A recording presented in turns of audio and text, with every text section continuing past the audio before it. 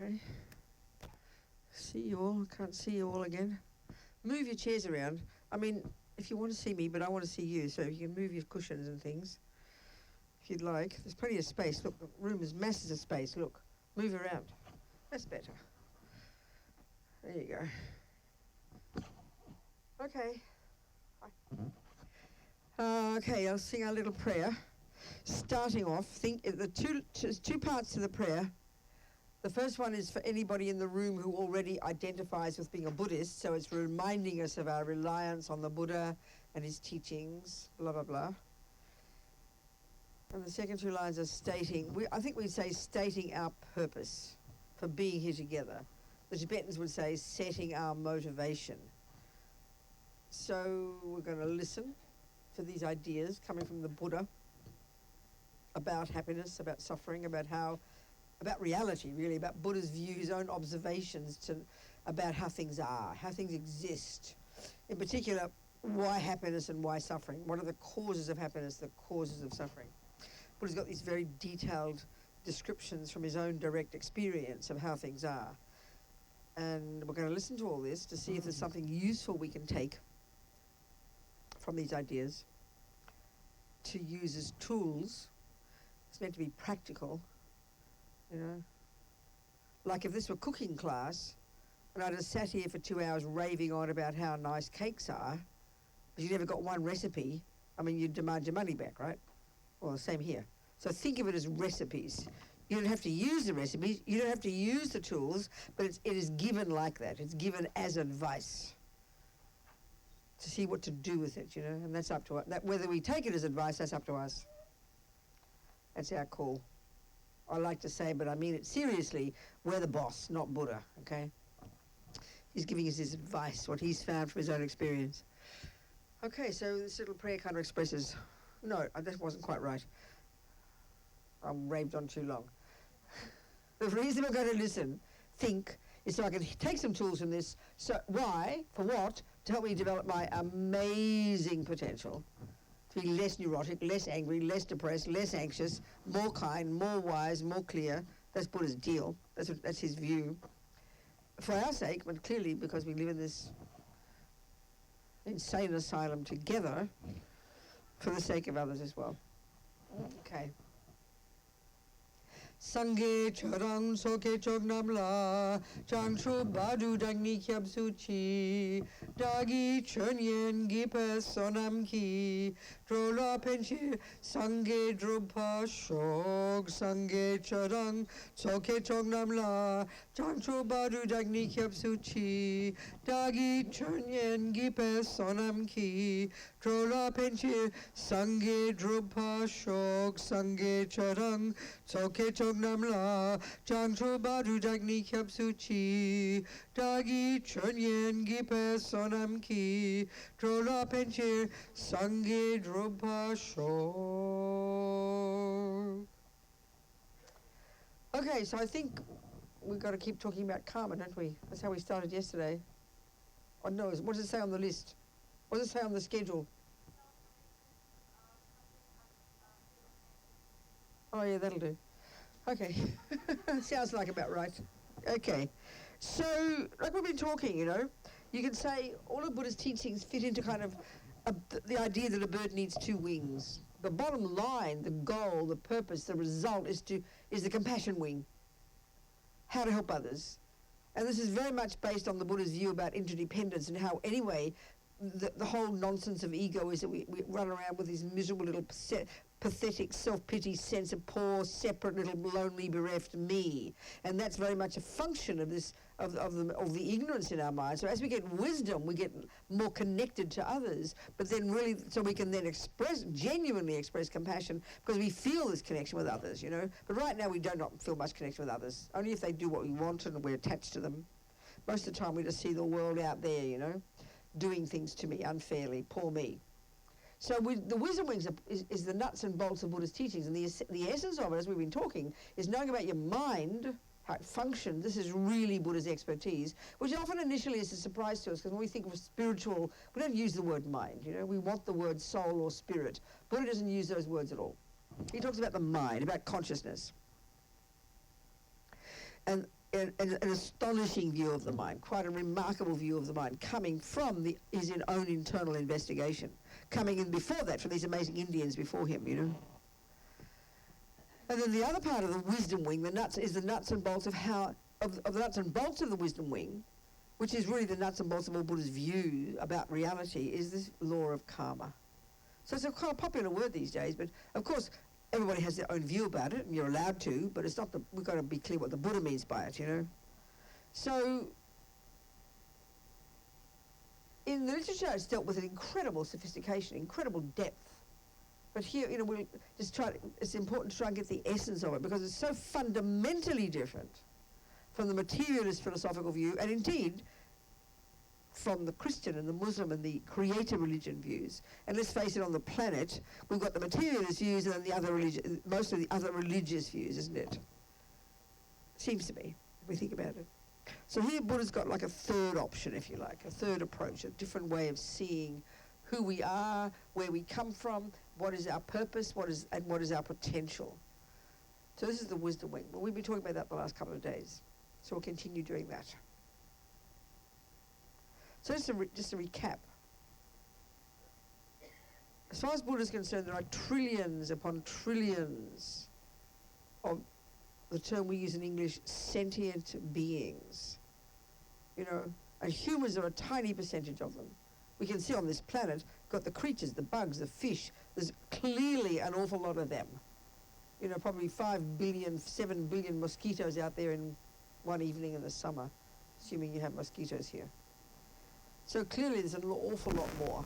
So the materialist philosophical view is developing its own views about who we are, where we come from, all the business of science and so on and so forth. Then you've got the Christian teachings, let's say, the Muslim teachings about these things. And they're radically different. But in one particular way, they're the same. They have the similar view. In each case, you know, if you're a materialist, your mummy and daddy created you. You started in your mummy's womb, and your mummy and daddy created you, which means they caused your happiness and caused your suffering, or they created you. And then if you're a Christian, God created you. And in each case, it's the same. You began in your mother's womb, and you're the handiwork of someone else. Well, this is the weirdest, wackiest idea for the Buddha. I mean, clearly he doesn't speak like that, but I'm telling you. It's the dumbest idea. The idea that your consciousness, your thoughts, your feelings, your emotions, your unconscious, your subconscious, your instinct, your intuition, your anger, your love, your lust, your psychosis, your compassion, you're being good at music, you're being good at football, all of these other components of our mind, of our being, of our person. The idea that these can be given to you by somebody else is very, very, very weird. But it's completely what we take for granted, isn't it, you know? The entire view of our philosophical, the materialist view of the universe, which is the one we buy into, which is our culture, we don't question it. Not at all. Yeah, I've got a brain, it's my mind, and it came from mummy and daddy. So therefore it's their fault. I mean, we all believe, we all agree, we blame our mother and father. It's pretty intuitive. And it's reinforced by this view. I'm a handiwork of them. Well, the Buddha's view is fundamentally different, as we've been talking. So there's trillions of these sentient beings, or in Tibetan, mind possessor, semchen. I like that word term a lot. We're a mind possessor. It's a great term. So, like I'm saying, the mind is Buddha's expertise. It comes from his amazing, he came out of this extraordinary Indian tradition. I always quote this lately, I say it repeatedly. As the Dalai Lama said one time, I read it just casually. These amazing Indians more than 3,000 years ago who are the ones who began the investigation into the nature of self. That's their deal. They came to their own conclusions. Well, Buddha went through that entire system and then came out the other end and continued on his own direction. So he diverged in his own direction. Hence we have what's called Buddhism. And particularly he diverged in relation to his own direct experiential findings about what the self is, who we are, and all of this. So there's views about karma, which they also had, these amazing beings, you know, is the Buddha's observation. He's not a creator. This again is a shock to us. We kind of have all these assumptions about religion. We kind of know Buddha's not a creator, but we don't really follow through. We don't really join the dots and see the experiential implications of this. The Buddha says we don't need creating by somebody else. He's not being rude or anything. We do fine creating ourselves, he says. I mean, even the Dalai Lama calls the law of karma self-creation. So it's based upon this principle, this view of the Buddha, that our consciousness didn't begin in our mummy's womb. It came from before and before and before. In fact, for the Buddha, it's a beginningless continuity of mental moments and will continue on and on, which is a shockingly, insanely different concept, isn't it? That your consciousness came from before, which is the idea of reincarnation, such as some idea made up by the hippies in the 1960s, been around for thousands of years, the observation of these amazing Indians first, and then the Buddha. But for the Buddha, our consciousness goes back and back. It can't have a beginning, because he posits this law of cause and effect. The law of cause and effect we understand completely is called science. We know anything you point to, anything, you know, a series of things came together that produced a thermos, a flower, a cup, a table, a person. Buddha agrees. But his crucial point is the mind. He would say it's not physical. He would say it's not the handiwork, as I said, of mummy, daddy, or a creator. It's not the function. It's not a product or a function of the brain. This is a big shock if we're if we're science. It's like sounds demented if we're into the neuroscientific view. Doesn't mean we haven't got a brain. Doesn't mean we can't see what goes on in the brain as an indication of what goes on in the mind. But it's not itself the mind. This is fundamental. So, of course, you can't just believe it or disbelieve it. You take it as your hypothesis. And this consciousness came from before. And this idea of karma, as I've been saying, is that essentially every millisecond of what we think and do and say is this process of programming, if you like. Well, they call it the process of sowing seeds. Every millisecond of what we think and do and say, we're sowing seeds in our consciousness, imprinting in our consciousness these habits and tendencies that then will, as seeds, will ripen when the conditions come together in the future as our experience. So literally, we are the creators of ourselves. Literally, we are the creators of ourselves. But even that concept is not too complicated to us. We understand it, but we don't use those words. Like I said yesterday, you played piano for 10 years. Who produced the musician? You did. It's kind of obvious. We don't speak it this way, but it's really obvious. If you practice piano for 10 years, you're the producer of the musician that you end up becoming. We call it learning something. Well, Buddha says that's what happiness and suffering are. They're the fruit of our past actions. Your being good at piano is the fruit of your past actions. Whereas when we hear religion, we hear it as punishment and reward. So it's a very weird idea. Well, in Buddhism, there's no punishment and there's no reward because there's no punisher and no rewarder. So being good at piano isn't the reward of playing it. You know, no one rewarded you. So you play piano and then someone makes you a musician. No, it's an organic process and completely natural. By playing the piano, you are producing every moment. You're this constant work in progress, and you're making this musician. Well, that's what Buddha says about our own very person. We are, what is in here is the fruit of what we've done before. Not mummy and daddy and the monkeys, which is how we go back in the West. No, ourself. So the concept isn't too difficult. It's just that we have to posit the possibility your mind isn't your brain, that's all, which is a big ask for us, because we're so used to this other view. And we're so addicted to the view that I'm the product of the external world. Not just mummy and daddy, but all the external events of my life, aren't they? I'm the product of all that. And tends to be an innocent victim of all that. Because I didn't ask to get born, did I? It's not my fault, is it? Is how we talk, is how we feel. So always looking out there for the causes. Always looking out there for the causes. That's a bit like I say to you, why are you good at piano, you know? Well, that's Bach's fault. It's Steinway's fault. It's my teacher's fault. It's all out there. I'm just this innocent victim of these people who turned me into a musician. I mean, that's schizophrenic. You turned yourself into a musician by your own hard work. Yes, thank you, Mr. Bach, and thank you, Mr. Steinway, and thank you, music teacher. But they're merely the catalysts for your being good at piano. Well, Nick, my crummy boyfriend, is merely the catalyst for my misery when he cheats on me. But as far as I'm concerned, he is the main cause of my misery. He produced my misery. He injected misery into me when he looked at somebody else. That's how we think, isn't it? I'm this innocent victim of his actions. And equally, why are you happy, Robina? Oh, Nick is the kindest man you've ever met. In other words, we blame him for our happiness as well. It's like that. For us, in other words, the whole idea, and this is what Buddha's arguing with, disagreeing with,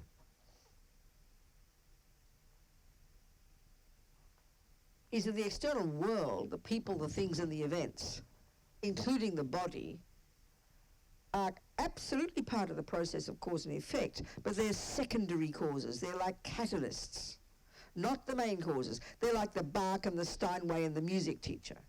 The main cause of my own happiness and the main cause of my suffering, like the main cause of my being good at music or football or whatever, is my own practice of it. So the concept isn't complicated. It's just that we don't think of it like this.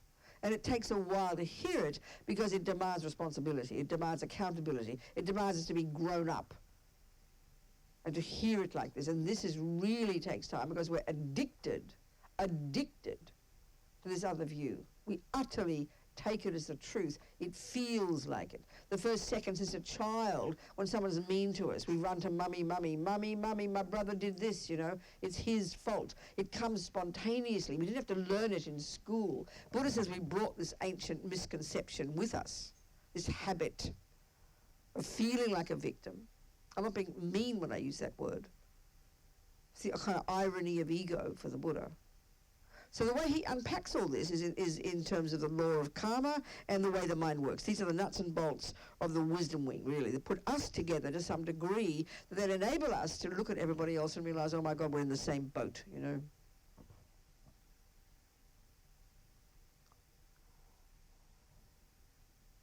So one of the ways of packaging Buddha's teachings, as we know, is called this Four Noble Truths. Well, actually, the truths aren't noble. It's just how they call it. It's really the four truths for the noble ones. And I prefer the word facts anyway. It sounds more down to earth. The four facts about life for the noble ones, those who've realized it.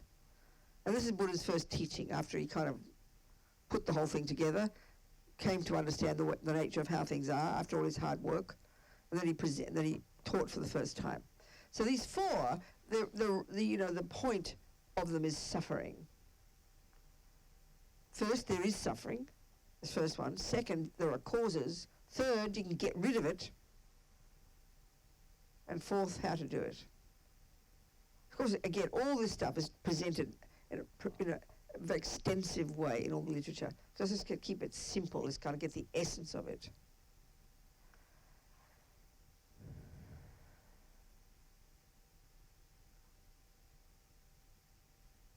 So the first of these four, that there is suffering, already Buddha's different here too. The first level, he calls it the suffering of suffering. This first level of suffering, the obvious level, the gross level, the one that we all agree with. And essentially, that's when the bad things happen. We get that, everybody. It's different for each person. Like, I just come back from the mountains, walking up to Lama Zopa's cave, and for me it was like hell on earth. But someone else is utter pleasure. I keep looking for what it is that makes people happy walking up a mountain, I kept looking. When I wasn't looking at my feet so I didn't break my neck or bump into a yak or something, So for me, it was like hell. I can't describe to you. I was happy once I got there, but next year I'm going to do it again because we raises money for Lama Zopa's monastery, his cave. I'm going to get helicopters at each step of the way. I swear to you, like hell. I mean, I know I say this and I'm sarcastic and it's a bit shocking to people, but I say I'm very happy all the trees and the mountains and the bushes and things are all there. I just don't need to see them, that's all. I'm happy to look out the window. I know when I lived in England back a long time ago at our centre there, it was in the Lake District, which is like heaven for people who love nature. You go to the Lake District especially.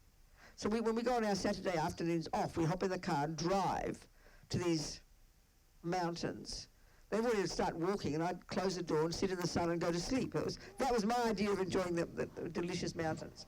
It was very pleasant. Anyway, what makes us all happy, what makes us suffer. So, as far as we're concerned, in general, the word suffering, we know, it's when the bad things happen. when the bad things happen. And as far as we're concerned, of course, those things and events and people and etc. are the cause of my experience of suffering. That's an absolute given for us. And so that's why it's so shocking to hear Buddha's view. He says you're missing the main thing.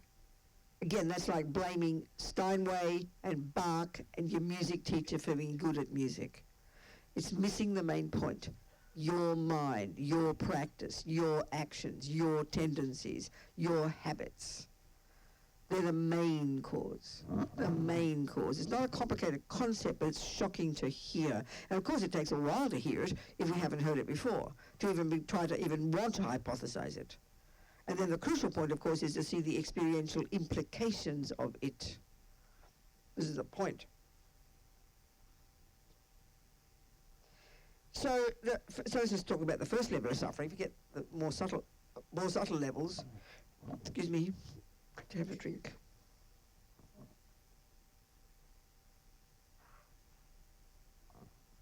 Okay, so let's just, the typical example.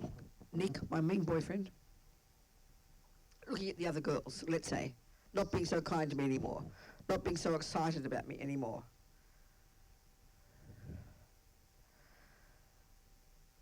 Which we'd call suffering. So there are two main causes, Buddha says. One is called karma and one is called delusion. So delusions, as we've been talking a bit, and I can't remember how much we talked about the mind, but we could keep talking, we'll go back and forth between karma and the mind.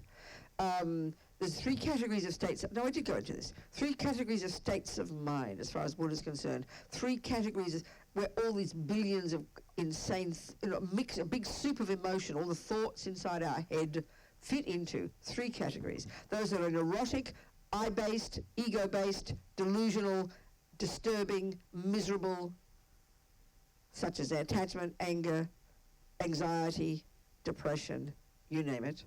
Then there's a second category, which are the positive ones, the useful ones, the beneficial ones. Compassion, kindness, love, intelligence. We know this distinction very clearly. When we hear about depression and anger, we don't go, oh, how exciting, give me more, please. And when we hear about love and kindness, we appreciate. So it's very instinctive within us. We appreciate what these words refer to, and we understand because we all got them. So we know that one lot are horrible and one lot are nice. Well, Buddha actually makes this extraordinary, a clear distinction between these. The third category, I like to call them the mechanics of our mind. Everybody needs these. Whether you're a murderer or a meditator, you need good concentration. You need mindfulness. You need lots of these, like the mechanics of our mind that make us function to do anything properly. So they're not virtuous or non-virtuous. They're not positive or negative in their character, but they're crucial. They're necessary states of mind. And there's no fourth category for all of what goes on in our mental consciousness. It's a very clear model, but hugely, massively, ridiculously different from the modern psychological views, which are much more complex and complicated. The Buddha's view is, this one. So given, like I said in the first day, given our goal, as far as Buddhism is concerned, is to become a Sangye, Buddha. The Tibetan for Buddha, the Sanskrit is Sangye. Sang implies the eradication from our being of all neuroses, all ego, all fears, all the miserable bits. These words are simple, but it's such a shocking, radical concept. There's nothing remotely like it in our modern psychology. Given that we think the mind is the brain, to think that you can get rid of bits of it is just too weird for words, so we don't have a concept like that. Equally, Gye, Sangye, Buddha, Gye implies the development to perfection of all the goodness, wisdom, love, compassion. This has got a real basis in Buddha's understanding of how the mind functions. And again, like I'm saying, it's dealt with in great depth. We're just getting the essence of it here. So given that's the goal, obviously from day one, our job is to learn to distinguish from the neuroses and the goodness. Because we want to try and get rid of the neuroses and grow the goodness. So you've got to distinguish. And this is a massively important job. This is the job of being a Buddhist, actually. on the basis of some level of concentration in meditation. You learn on the basis of listening to Buddha's model of the mind. You learn to identify first theoretically these states of mind, know the theories clearly, and then through meditation you begin to identify them and begin to do the unraveling, unpacking, and then reconfiguring of all these states of mind. It's a very specific model, and it's necessarily internal. You use your microscope of your own mind to investigate your own mind. And that's quite unique to Buddhism. We don't trust the subjective at all in our culture, you know. So, okay. So the words for the neurotic states of mind is delusion. So we know you'd be very offended if someone said you're so delusional. We know very well what they mean, that you're not in touch with reality. And this is bullseye for the way Buddha talks. Absolutely perfect. This is exactly what he says is the key function of all these unhappy, disturbing emotions. One function is they're very disturbing. Check the last time you're angry or jealous. It's not fun. It's deeply disturbing. So disturbing emotion or neurotic emotion, whatever words you like, you know. I just finished one of Lama Yeshe's books on Mahamudra, a beautiful book on meditation. So sweet, very short. It's coming out from Wisdom in October. So in there, Lama was, in the 60s when he first started to meet Westerners, he had this natural capacity to talk like a modern hippie. He was completely extraordinary. I mean, they're medieval, the Tibetans. Before they came to the West, they were medieval. Honestly, I'm not joking. So the one word that's used in Buddhist literature, we translate it as in English as affliction, which is the word klesha in Sanskrit, nyongmo or something in Tibetan, I don't know what it is. It's virtually the one word they use to refer to all these unhappy states of mind. Anger, attachment, jealousy, paranoia, low self-esteem, depression, you name it, anxiety, all these words. They're these kleshas. And we say in English, affliction. Well, Lama never used that word. I think he just intuited that it was 14th century. Arcane, you know. So I discovered, and I said it in the preface of the book, I identified 22 synonyms that Lama has come up with. I didn't bring my iPad to read them to you. Just trying to express to us. He was so incredibly kind in the way he tried to communicate with us to get us to understand this stuff, you know. But affliction, I mean, who in ordinary daily life talks about afflictions? I don't think we do. But you Buddhists, you talk about having an affliction, you know. Well, like I said yesterday, often they referred to as mental afflictions. Well, a word for affliction, I suggest, is illness. Mental illness. This is very shocking. This is pretty shocking to think that Buddha says we're all mentally ill. It's just a question of degree. And I'm not being sarcastic here. It sounds kind of cute, you know. But if affliction means an illness and they're mental, then a mental illness is a really good term in the 21st century. So the Buddha's point is that to the degree that we have any ego grasping, any attachment, fears, anxiety, jealousy, low self-esteem, attachment, to the degree we have any of this, and we all have it, and we all think it's normal, and we give equal status to all this stuff, along with love and compassion, thinking this is a normal human being, Buddha's way more radical. The extent to which we have any of it is the extent to which we are mentally ill. And he means this quite literally. It's just not the word we use, and it's quite shocking to use this term. But it's literally correct. And that is a pretty radical statement. Because we give equal status to all this stuff, and unless you're really on the outer end of this stuff, you're just a normal human being. Well, Buddha's way more radical. And that implies the result. Rid of all the rubbish. He's found that this stuff is adventitious, that it's not integral to who we are. And it's not just some emotional response he's making. It's clearly laid out logically how this works. And that's why to really understand Buddha's view of the mind, to see what he's saying, we've got to go into it in a bit of depth. And it's not just Jung or Freud, it's not our assumptions, it's quite a different view.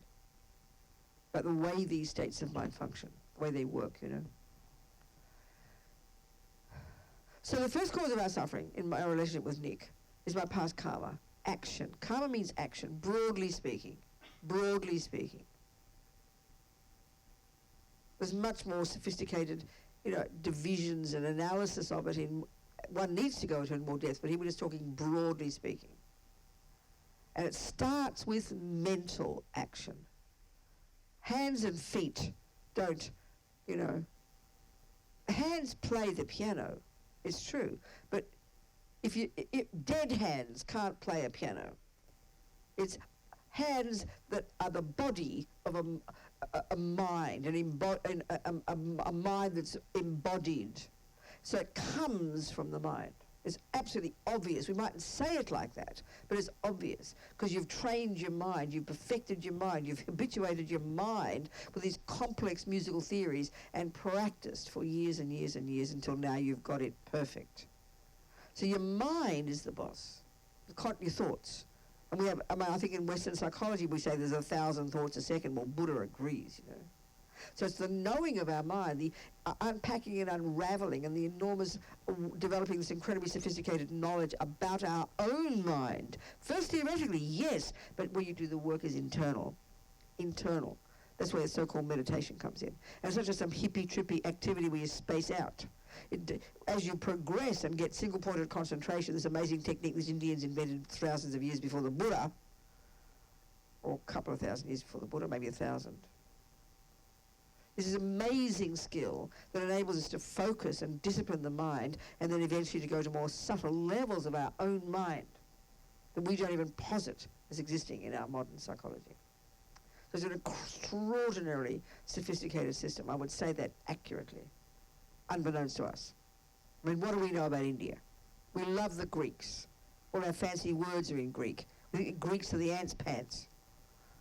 Well, these Indians are pretty amazing, I'd suggest.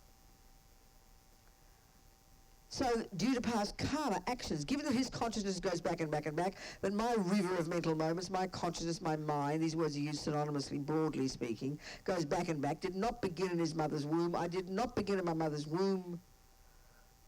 Yeah, like in the West, Buddha tracks back into the past. Like the West does, we track back into mummy, daddy, grandma, grandpa, and the monkeys. But Buddha tracks into our own past. So Nick's consciousness goes back and back. My consciousness goes back and back. And given that this law of karma, that everything we think and do and say sows seeds in the mind that will produce future experiences, essentially, is a natural law, and it's a law, which means it's coherent and consistent. You get a rose, you get a seed and a bit of water and a bit of earth, and you'll get a rose every time. It's not as if you get a tulip next time. It's constant, you know. That's why once you get mathematics and engineering and architecture down, your building will stay up. It's just the way laws are. We know that. We're not surprised. We call it science. Well, this is a law of cause and effect as far as Buddha is concerned in relation to happiness and suffering, to why things happen. So due to the fact that our consciousnesses go back and back, given that it's a natural law, you can't just bump into somebody randomly whom you haven't met before. That would be an impossibility. It's an impossibility, Buddha would say, in this law. And secondly, there's no way in the universe he'd be kind to me or unkind to me if we hadn't already set up the causes for that together in the past. So we're just simply reaping the results of our own past collective karma, you know. So like I said, there are 4 ways we can look into our life right now. We can divide into 4 sections, if you like, the results of our past actions. The fruit of the results, the fruits of the causes. One in each of our cases is we are born human. So at the time, this all occurs, this process of these seeds being triggered occurs at the time before our previous death, not more than a few weeks before our mind ran to our mummy's egg and sperm, or her fallopian tube. So this is described in great detail in the death process, you know. At the time before we stop breathing, a few weeks before conception, these various karmic seeds, because everything we think and do and say, they use the analogy of seeds, is kind of stored in our bank vaults. Obviously, Buddha doesn't talk about bank vaults, but get the idea. There's not a millisecond of what we think and do and say that goes astray. Everything gets stored in our consciousness, stored there, stored there. So the seeds we planted, each of us, in each of our cases, when we died, at whatever time, at different times, obviously, in different places. At the time before we stop breathing, the karmic seed that would determine that in my case, my consciousness, when it left that previous body, would find its way inexorably to my mother's fallopian tube at the time she's doing her thing with my daddy, isn't it? That's when it happens, isn't it? That's the old-fashioned way of conception, isn't it? Now we have Petri dishes and God knows what, right? So back then, the karmic seed of past virtue, the non-killing, non-harming practice, Lama Zopa says, in the context of keeping very strong vows of morality, vows of good ethics. One of those seeds was triggered that already programmed me eventually to go to my mummy's womb. At the same time, the second bank vault of karmic seeds, which are those that produce my personality. This is a big shock because we convinced Mummy and Daddy gave me being good at music. Mummy and Daddy gave me anger and love and kindness. No. These are already triggered before they've even gotten to bed, before I'm even a twinkle in their eye. These karmic seeds are my habits that are triggered at the time of that past death. This is Hitler, Mother Teresa, and anybody in between. All my different tendencies for my personality. That's a second section of our life. First is your humanity. Then within this human body, you've got a mind and you've got all these tendencies. And we can see a spectrum from Hitler to Mother Teresa, as I'm saying. 3, next part of your life is we're very social beings, aren't we? We're bumping into sentient beings from the time we're conceived until the time we die. And if you think about it, very simply, you divide those sentient beings into 3 categories. Those who are mean to you, those who are nice to you, and those who do neither. Friends, enemies, and strangers. And often the friends and the enemies can be the same. They change day to day. One day Nick loves me, next day he's mean to me. We know that. So all the seeds that will produce my experiences, broadly speaking, at the hands of others. It's more than that, but roughly speaking, are triggered. The 4th one is called environmental. We all exist in an environment. We don't float around in the sky. We have earth and things and out there and things you see and taste and touch and smell. The environment. That means the house you live in, not just the mountains. So the way the environment impacts upon us, beautiful, ugly, healthy, not, that's the fruit of our past actions. The way I'm seen and treated by others is due to my past actions. The way my own mind ripens and responds to things, due to my past actions. My own humanity itself, due to my past actions. So literally, it's a shock to hear it. It's a shocking concept. We are the ones who set it up to be who I am. I am the one who set myself up to meet him. I am the one who set myself up to have a person give me $1 million, or steal $1 million. I am the one who set myself up to have a shitty environment or a delicious environment. It's a very cosmic idea for us. It seems insane, but it's all described in the literature, intimately, precisely. It's extraordinary. Because Buddha's not a creator, you see. He didn't make this stuff up. He's telling us he's observed it. Don't believe him. Check it out. That's the whole point. Like any decent scientist, you'd take it as your hypothesis. So I'm the main cause of the fact that, first of all, I even meet Nick. It's not random.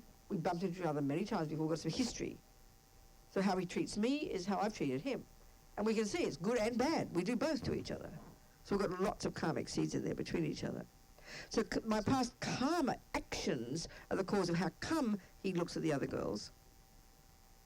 My past action of doing similar to him. And then second, the delusions that informed those actions. Attachment, my own ridiculous nonsense. So karma and delusions are the 2 main causes of suffering. And they subsume to the one. Delusions. The main cause of all happiness in the universe for the Buddha, and the main cause of all suffering in the universe for the Buddha, is what goes on in our minds. Whether you're an ant, a monkey, or a human, same. Because what's in our mind informs what we do with our body and speech. They're just the servants of our mind, aren't they? Whether you take something or give something. Your hand does the job. Your hand plays the piano.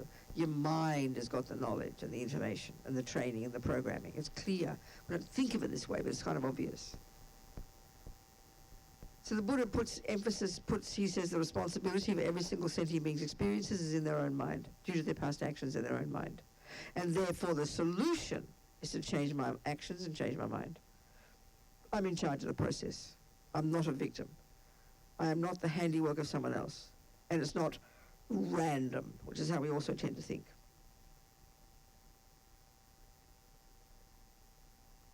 Therefore, in order to start getting in charge of this process, I've got to learn the laws of karma. I've got to learn the contents of my mind. Buddha's got these very detailed descriptions of all these things. So the karma and the mind are the nuts and bolts of the wisdom wing. When I got this together, I'm going to have the tools to turn me into this marvelous person that Buddha says we can all become.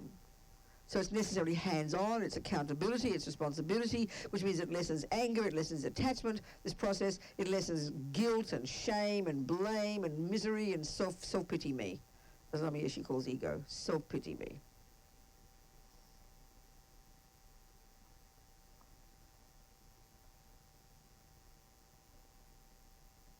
But it's intensely difficult for us. I mean, the mind is really Buddha's expertise, there's no question. It's because it's the mind that creates karma anyway.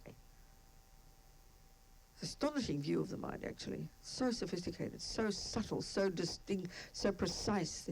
And it has to be internally investigated. You know, in the West, we use a microscope to look at the brain. Here you use the microscope of your own mind to investigate internally. And this is not something we don't talk like that in our culture. So it's very different. So therefore, if we want to try and get in charge of this process, we have to understand the principles of karma, bare minimum, and we have to understand the mind, how it functions. Have to. There's no question. So like I said yesterday, So like I said, you know, I use this idea, this is a massively important point actually. Distinguishing, okay, when you study Buddhist psychology, you learn that the mind functions in two ways. One is sensory consciousness and one is mental consciousness. And this is a massively important point. Like I did this little thing 2 days ago about the cup, you know, when I say to you, look, oh, what a pretty cup. What a pretty cup, I'll say. And I might say that too. What a pretty cup. Yeah. So, okay. So naturally, because you see my head go here, and my eyes are open, and out comes my mouth, the words, what a pretty cup, we will all deduce without question, this is a really important point, this tells us a lot about Buddhist approach, that my eyes are cognizing a pretty cup. Well, Buddha's view about the sensory consciousnesses is very, very different. He says, don't be ridiculous. The sensory consciousnesses, consciousness and mind in general are synonymous in Buddhism. So this eye consciousness is that part of my mind which is not physical, functioning through the medium of the eyeball, the nerves, the eyelid being open and all the other bits and pieces, right, isn't it? So that capacity for cognition functioning through my eye consciousness can only cognize two things, shape and color, that's it. They're like dumb animals. But as Lama Yeshe says, we make the body the boss. This is a really powerful point. We are completely driven by our physical and sensory experiences. We judge happiness and suffering in terms of our sensory experiences. We give so much power to our body. We give far more power than it even has. This is the trouble. So your eye consciousness cannot cognize a thing called a pretty cup. So which part of my mind does? Very obvious. Well, guess what, baby? It's your mental consciousness. That's where the workshop is. And they point here, the Tibetans, for mind.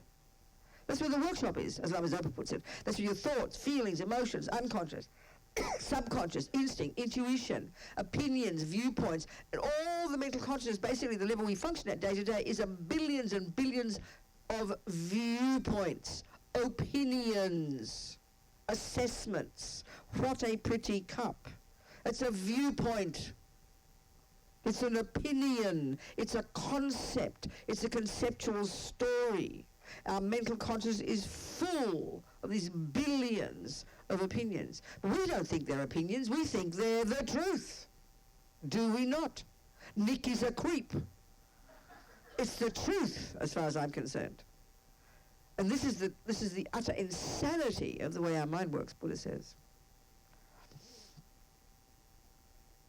It's an opinion. You know what? Even that is a cup. That is an opinion. Buddha says everything comes from the mind. Everything comes from mental consciousness. All of our suffering and happiness for eons. This is the most bizarre abstract concept to us. We can't even begin to hear it because our views are so fundamentally different. But taking on Buddha's view, we'll get a sense of this, you know? So then he's saying these opinions, these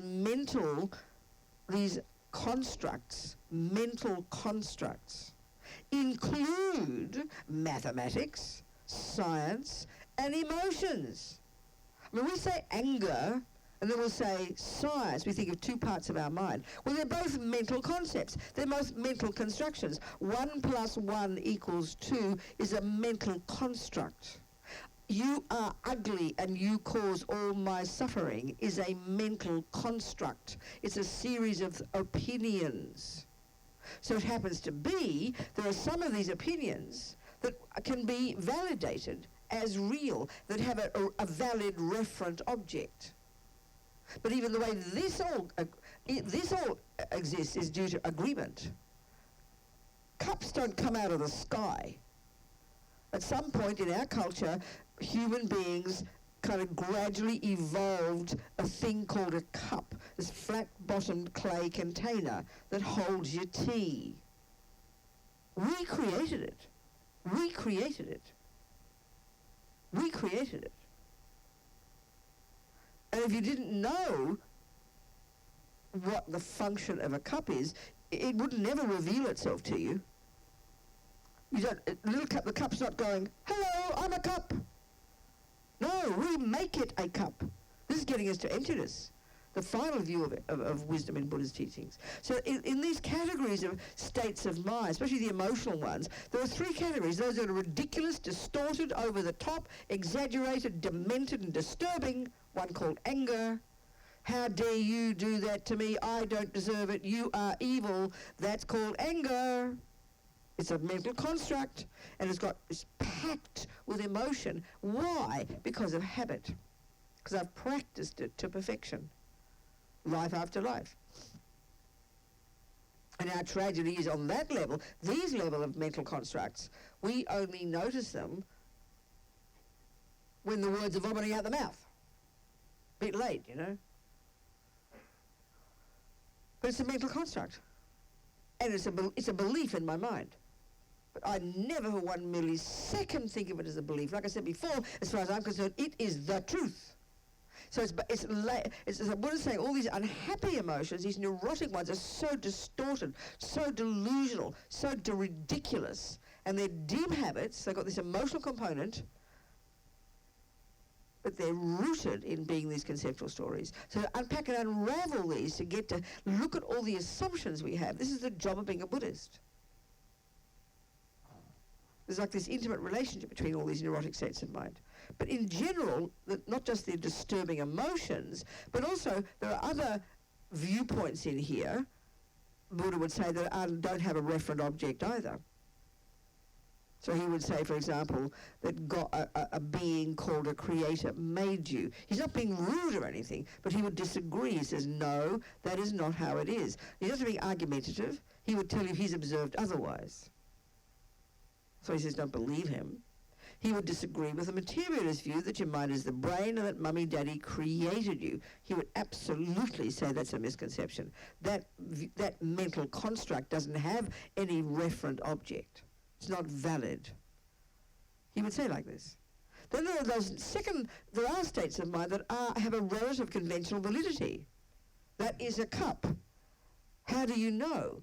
Well, we'd say, you just kind of know. No. Mummy, what's that? When I first learned it. Oh, darling, that's called a cup. What is it? She will say. Oh, no, what is a cup? I'll say. Well, it's a flat-bottomed clay container, in this case. And you look and you'll see, okay, flat-bottomed clay. Yes, okay, good. That's the first part of the definition.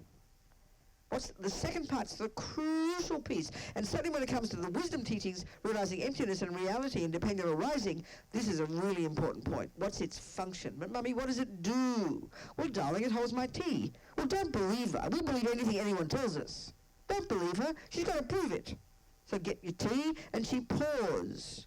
And we will all see the second part of the definition, it fits the definition. It in fact holds her tea, but still not enough. Don't believe her. You've got to make sure in conventional society there's no other valid cognition of this phenomenon that contradicts that one. And if there isn't, you can check the box, shake hands, we'll agree that's a cup. Now we can begin to discuss it. So that's a valid cognition, a valid cognition conventionally. It does fit the definition of a cup. Now if you say that's a knife, you'll be in trouble, because we define a knife as a long piece of something that has a sharp edge that cuts things. You can sort of manage maybe cutting a blancmange or something. Do you eat blancmange in Boston? I thought of a blancmange. Blancmange. White food. Sounds boring, doesn't it? That wobbly custard thing. You understand? You get my point? So it's got to function. It's got to function. You can't just make up what you want. It's got to function. So these are concepts. It's all mental constructs. And we're geniuses. We have billions in our mind. But when we think of emotions, we never think of mental constructs. We think of feelings, And all they are deeply ingrained, habitual, deeply practiced mental constructs from countless lifetimes, and they're the delusions. These are the cause of hell on earth. These are the cause of our suffering. We've got them for so long that we don't even think they're constructs. We just believe that what we feel is the truth. This is the depth of our suffering, the Buddha says. It's easy enough to argue 1 + 1 is not 3. You can get the valid cognition there, You're not going to go kill yourself when you discover you're wrong. You're not going to fight a war over it. But we will about anger and the other ones, because we believe they're true. And they just have the same character as saying 1 + 1 is 3. They're fundamentally misconceptions, but they're completely dressed up in powerful emotion that we experience through our bodies, and there's only then that we notice them, when the body gets a result, So we're grossly unaware, Buddha's saying, of what goes on in our mind, In fact, as Rinpoche says, and it's so shocking to hear it, that the vast majority of all humans on this planet have absolutely no idea that what goes on in their mind plays any role at all in our lives. We're so schizophrenic, and Lama Yeshe would use that word, so disconnected from reality, that as far as we're concerned, life and reality is all out there, and I'm this innocent recipient of it, walking around like this little hungry little vampire looking for happiness, like this, This is how we are, isn't it? And this is the function of attachment and aversion. So the 3 main neuroses, the 3 main delusions, the 3, as you know, they often call them the 3 poisons, which all sounds so cute. You don't learn about the 3 poisons from Freud. It's called ego. There's a hierarchy of them. The root delusion, the mother of them all, the most primordial, the most instinctive, the most deeply rooted, such that when it's uprooted, you're out of here, baby. You're out of samsara, on the way out. You cut the root of suffering. This root misconception, known in Tibetan as ma-rigpa, unawareness, ignorance, deep in our bones, all beings have it. And it's known colloquially as ego grasping, and it's this deeply instinctive, from eons of habit, Buddha says, misconception. It too is a misconception, but so primordial it's like a joke to call it a misconception. A misconception about our very own status as an I, a self. And the experience of it is being separate, bereft, concrete, fear-based. This is the root one. There's a hierarchy. On the basis of this primordial delusion, then the one that gives rise to every millisecond, effectively the main cause of our suffering day to day, it's known simply as attachment. And it's multifaceted. It's the direct result, the direct outcropping of this ego grasping, this sense of I, this wrong sense of self.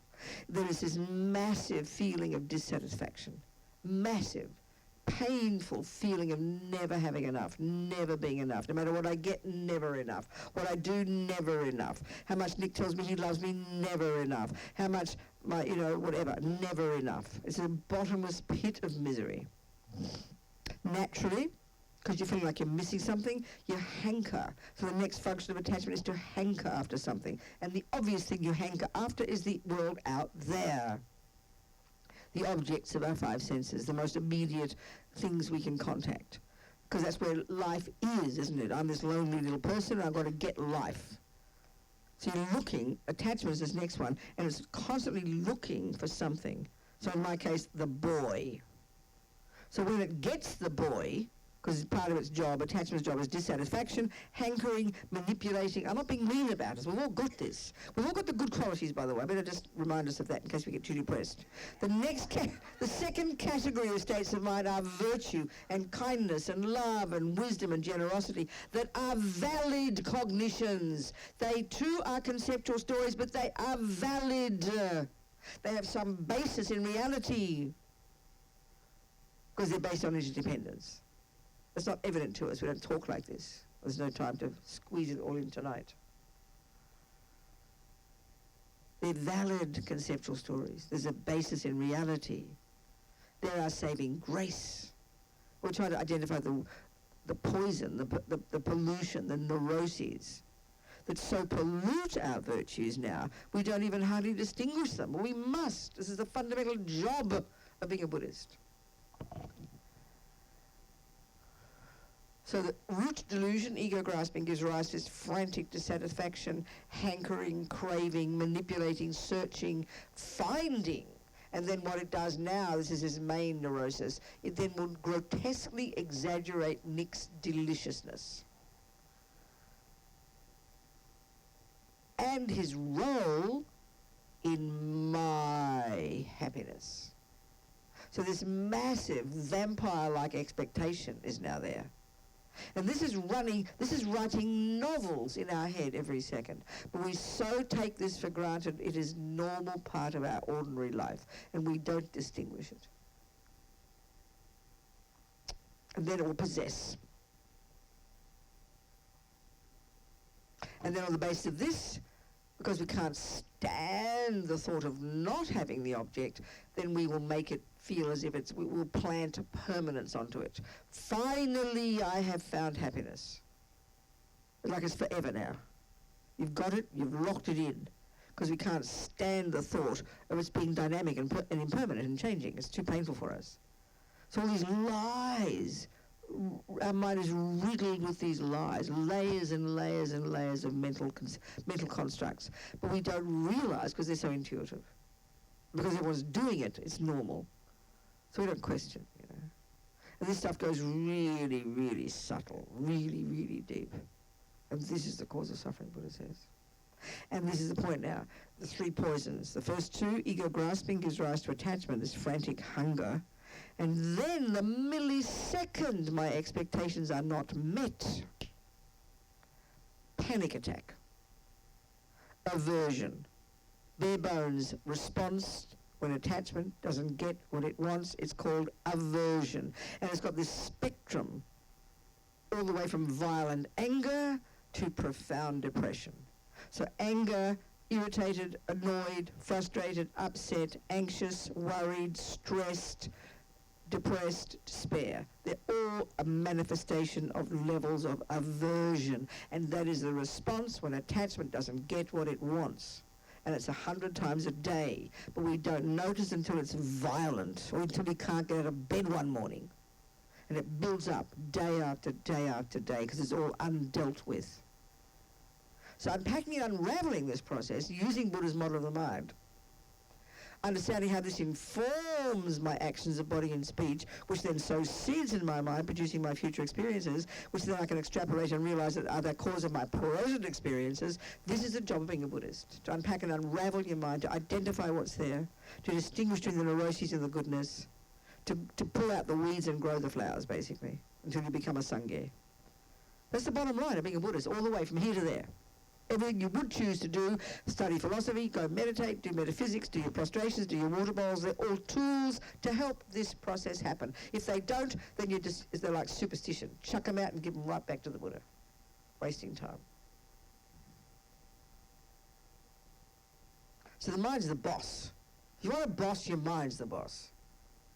it has all these thoughts and everything, and then it informs our actions, and then that leaves this process of planting seeds in our mind, programming our mind, producing our future experiences. So it's never ending. It's constantly going, constantly going, you know. So the very first level of practice for the Buddha, junior school, grade 1, is control your servants of your mind. Don't kill, don't lie, don't steal, don't jump on the wrong partner, don't badmouth. A few little don'ts, a little list of 10 don'ts. Bare minimum practices of controlling the servants of your berserk mind. Why? Well, if you're a Christian, it's because God said. And that's our usual view of morality, why we're all so guilty and neurotic. Mummy said, Daddy said, God said, the judge said, the police say, some vague they out there, we think of running the show, you know, this big conspiracy theory called life. So they're telling me what to do. It's like squashing me. That's how we get upset and miserable about someone telling us what to do. Not like that for the Buddha. There's no punisher or rewarder in Buddhism. Buddha is not a creator. He has no power to punish or reward. It's not his job. His job is to advise, like a good doctor. So morality in Buddhism, ethics and morality, is a natural law. Buddha would say this is a natural law. And the basic reason an action of killing is a negative action is because it harms others. Do your market research. In 1 minute you'll discover no one else getting killed, including the monkeys and the ants. So it's a natural law, Buddha says. Nothing to do with the fact that he says it, whereas that is the Christian teaching. And I'm not being critical, but it is. It's a huge, massively different point. Like I always quote my Jesuit priest friend. What is a sin, I asked him. By definition, it's doing what God said not to do. So what causes it to be negative, immoral, is because it's breaking God's law. But there's no concept of equivalent of Buddha's law in Buddhism. There's no concept. But that's how we think. But it's the same in our mother's household, isn't it? Mummy says, don't do that. And being a smarty pants, I'll say, why not? And we know her answer. Same as God, because I say so. Isn't it? Isn't it? I'm not criticizing it. It's just not Buddha's view, that's all. And then we all know when Mummy's not there and she doesn't see you do it, oh, good, I got away with it, we'll say. That's insanity, Buddha says. It was a natural law. That's like thinking because your mother doesn't see you go near the fire because she's told you not to, you won't get burnt. Don't be silly. It's a natural law. Whether you know it or not, fire will burn you. Fire and fingers meet, there's burn. It's a natural law. Buddha says morality is like that. So then that, having that view, which is a view of karma, that you give up guilt, you give up neurosis, you give up blame, you grow up and stop being a baby, you know? Waiting to be punished by everybody. Wanting to be approved by everybody. Same problem. It lessens attachment and aversion. This view. Accountability. This is Buddha's view. So any questions from all that? Haven't talked about purification yet. Well, we'll do, I promise. Oh, there's a lolly here. Ginger. We call these lollies. I know you call them candies here. Ginger chews. It doesn't sound like a lolly very much. I think I'll leave it. I'll have it later with my vitamin C. Okay. So any questions, people, before we go on? We've still got some time. Questions? Questions? Any questions? If you have any questions. Otherwise, I'll carry on. Okay, I'll carry on. Okay, so now, let's look again. Let's try and keep it simple. But if there are 4 ways that our karma ripens, I said that. One is the type of rebirth you get. And that's called the fully ripened result. And then you've got the tendency to keep doing it, which is what's in your mind. The third is an experience similar to it. And the fourth is an environmental result of it. These are the 4 ways in which our past actions ripen in the present, and 4 ways our present actions will ripen in the future. So the starting point is to take on board this concept of the Buddhas that good ethics is the very first level, junior school, grade 1, entry level good ethics, is back off and don't harm others. So in general, as we said, the Christians would say it's a sin because God said. There's some natural law, my priest friend said, but the real one that makes it wrong is because God said. And this is a massively important point. But that we tend to think that's the view of morality. Someone said you shouldn't do it. Then we get guilty and we're going to get judged. This is very instinctive within us. That's not Buddha's view. You can have rules. Like when you live in a monastery, there are certain things that are prescribed, and they're more like Mummy says, make your bed every day. It's not immoral in its nature, but there are certain ways of behaving if you live in a group. That's okay. They're the rules you agree on. But there are some fundamental laws that are natural. Like killing is naturally wrong because others don't like it. Not because Buddha said. This is a massively important point. But what's fascinating in this junior school grade 1 entry-level Buddhist practice, where he exhorts us not to kill, not to steal, not jump on the wrong partner, etc., is not because they harm others. They're defined as actions that harm others. But the reason the Buddha exhorts us not to do them in the beginning, this is the part that's important, is because he says, get what, honey? Guess what, Robina? Because they're going to harm you, baby. Because whatever you think and do and say programs you and brings consequences to you. This we find hard to get. When it comes to food, we get it. When it comes to external things, we understand that, that what you put in your mouth and turns into your body will cause you suffering or happiness in the future. We get that. We know it's not punishment and reward. We know that. But when it comes to what we call morality, with this very weird, different set of views, it's very strange, very complicated, very kind of neurotic. So, of course, it's not that easy to prove immediately that if I kill now, I can be born in the lower realms as a dog or something, continue to kill, get killed, and have a terrible environment. This sounds so abstract to us. Well, actually, it's all, in the teachings of the more advanced level, in the Vajrayana, where they deal with the subtler physical and mental energies, it's all described. The mechanics of this. But the best we can do here is just look at the principles, and we take them as a hypothesis. So, okay, in order for an action to become what's called a complete action that puts a seed in our main bank vault, such that at the time of our death that is triggered, and will then in this case, if it's a virtuous action, will produce our next human birth, then in order for an action to be one of those, it's got to be a complete action of, let's say, non-killing. A complete intentional action of non-killing. So there's Nick has got a mouse in his kitchen, and there'll be 4 things in place, roughly speaking. This is, again, dealt with in much more depth in the literature, but here it's a simple way of putting it. The first of the 4 things in place, in order for Nick's action to be a complete action of non-killing, such that it goes into his main bank vault, such that eventually it'll produce many future happy rebirths. There have to be 4 things in place. The first is a living being, the mouse. Second is his mind involved in it. And this is the crucial piece. First there has to be this, in the third category of states of mind, in the mental consciousness, you've got these, what I call the mechanics.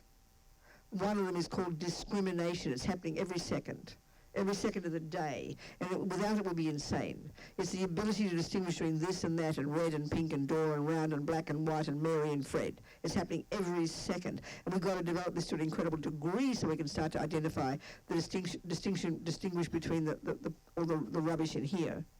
It's a hugely important state of mind. And rats and dogs and murder is needed as well. It's not a virtue in its character, but it's necessary.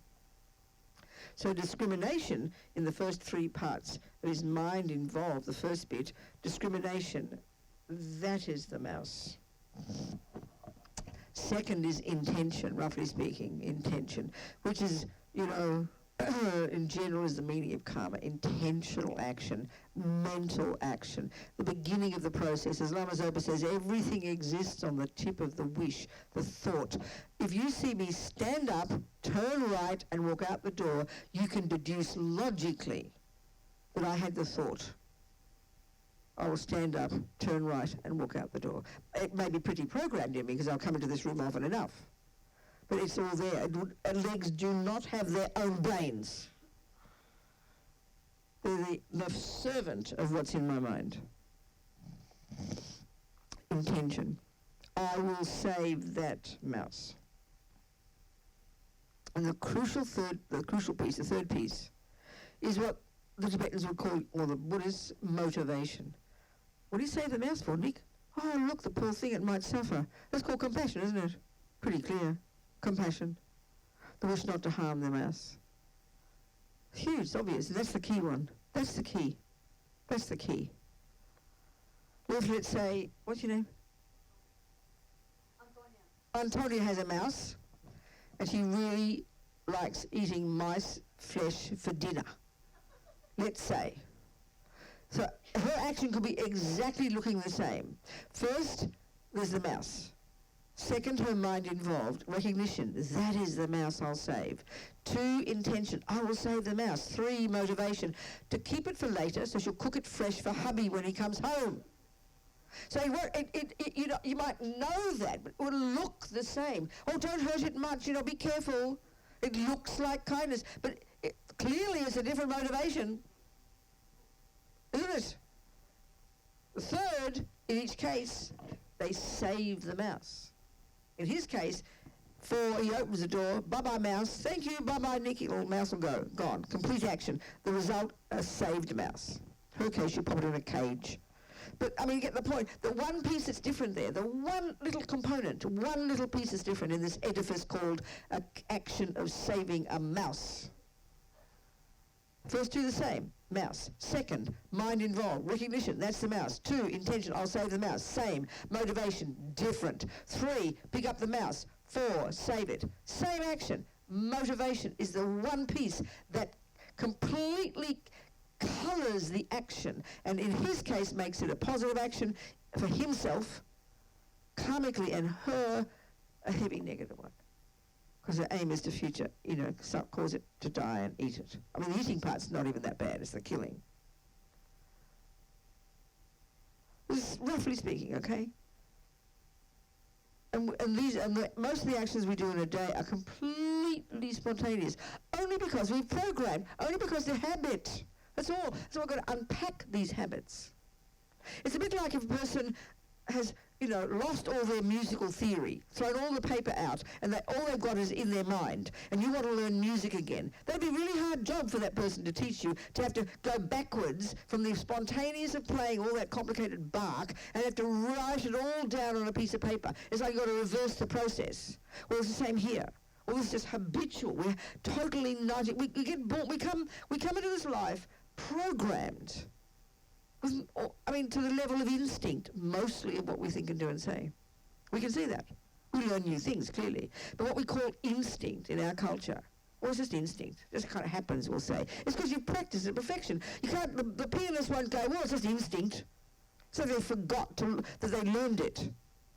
But they still got it. Oh, it's just instinct. Well, instinct is the result of having practiced something so often that it's second nature now. Well, that's how come we're born with anger and neurosis. Or like the particular kind of monkey, I can't think which kind, a monkey or a chimp or something, that's really is attached to sex.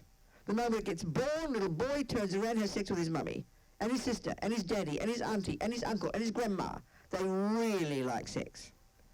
Instinct. Yeah, practice, that's all. It's just practice.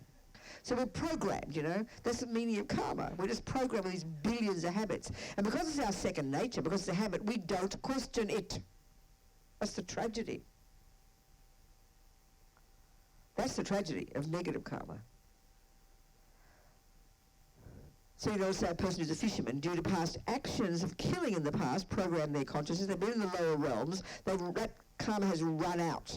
The petrol tank ran out. But the tragedy is they never vowed not to kill again. So in this life, they get, say, born as a human, as a fruit of non-killing, because there's millions of karmic seeds. And the second track, lots of nice qualities, kind, loving, generous, but a tendency to kill. Look at the human earth. Look at the planet. Most humans kill something, and we all think it's natural. We don't question. That shows how deep their habit is. And most religions even say, with respect, I was taught as a Catholic, that God made creatures for our benefit. I'm not being critical, I'm just giving the facts. The Buddha says no, not like that. all sentient beings want to be happy, all sentient beings don't want to suffer, and all due to our past actions we're born this way and that way, no one made us. So, most humans kill something. This is a tragedy. So there's this little boy, a fisherman, past habit, it's sitting there latent, this habit is latent, he meets fishing, he falls in love with fishing. It's like Romeo and Juliet meeting each other. Didn't know each other before, but suddenly, boom, karma ripens. So then this is the tragedy of the way that the mechanics of how karma works and how it combines with the mind. There he is with a karmic tendency to kill. It's like when he meets it again, it's like a recognition. Wow, wow, that's familiar. Oh yeah, I love fishing, Mum. Because he's familiar with it. The habit's there. So then this is a tragedy. The next millisecond of pleasant this is the mechanics of how things work. A pleasant feeling is triggered because of his past familiarity. And naturally we all want pleasant feelings. The bottom line is we all want pleasant feelings. That's called happiness. And the next second after the pleasant feeling, the next millisecond, attachment arises and then makes it, I said attachment for Nick, for my mind, makes him look more delicious than it really is. That's what attachment's job is, to exaggerate his deliciousness. Well, this attachment for the fisherman makes the fishing look divine.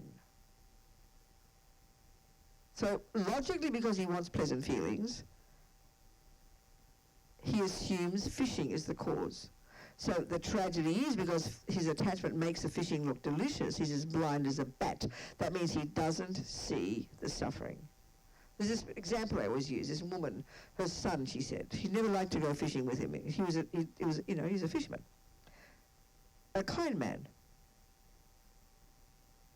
But because he has attachment makes up his own novel and projects that onto the fishing that made it look delicious. So she went fishing one time, she said, just, because he always asked her. So she, because she didn't have attachment to fishing, she could see the truth. She wasn't painting a fantasy picture onto it. She saw the truth, that the fish were suffering. It's kind of evident. The fish weren't happy. He saw the same fish all his life. He was a fisherman, a professional fisherman, until he died, scuba diving at the age of 29. He saw fishing. He saw the fish flapping their bodies in the boat, but he never interpreted it as suffering, because he had his own picture. We make our own stories and project them onto each other. As Lama Zopa says, delusions in the mind decorate on top of what is there, Nick, the fishing, layers upon layers of characteristics that just aren't there. She didn't have this attachment, so she wasn't projecting layers of stuff onto it, so she saw the truth. Unhappy fish. This is the tragedy of attachment. It's like a honey-covered razor blade, because it appears to be good. Buddha says, this is why he says we're as blind as bats. We're all walking around with our own projections in our head, our own mental constructs. Then we project those onto the object. So this is why Buddha says these delusions cause us to be disconnected from reality, literally. That's why they're called delusions, literally. We project those stories onto that event, person, thing, and then believe it is that. We can't see the difference between the reality and our own projection. It's very fascinating. This is the tragedy of samsara, Buddha says. So we have to know our own minds, have to unpack and unravel and observe the mental constructs and see how they're liars and how they misrepresent things to us.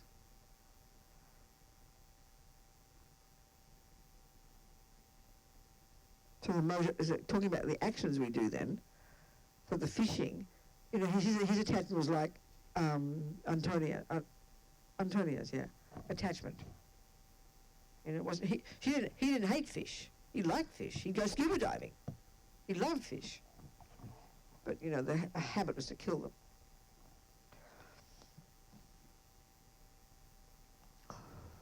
Any questions from all this? Yeah.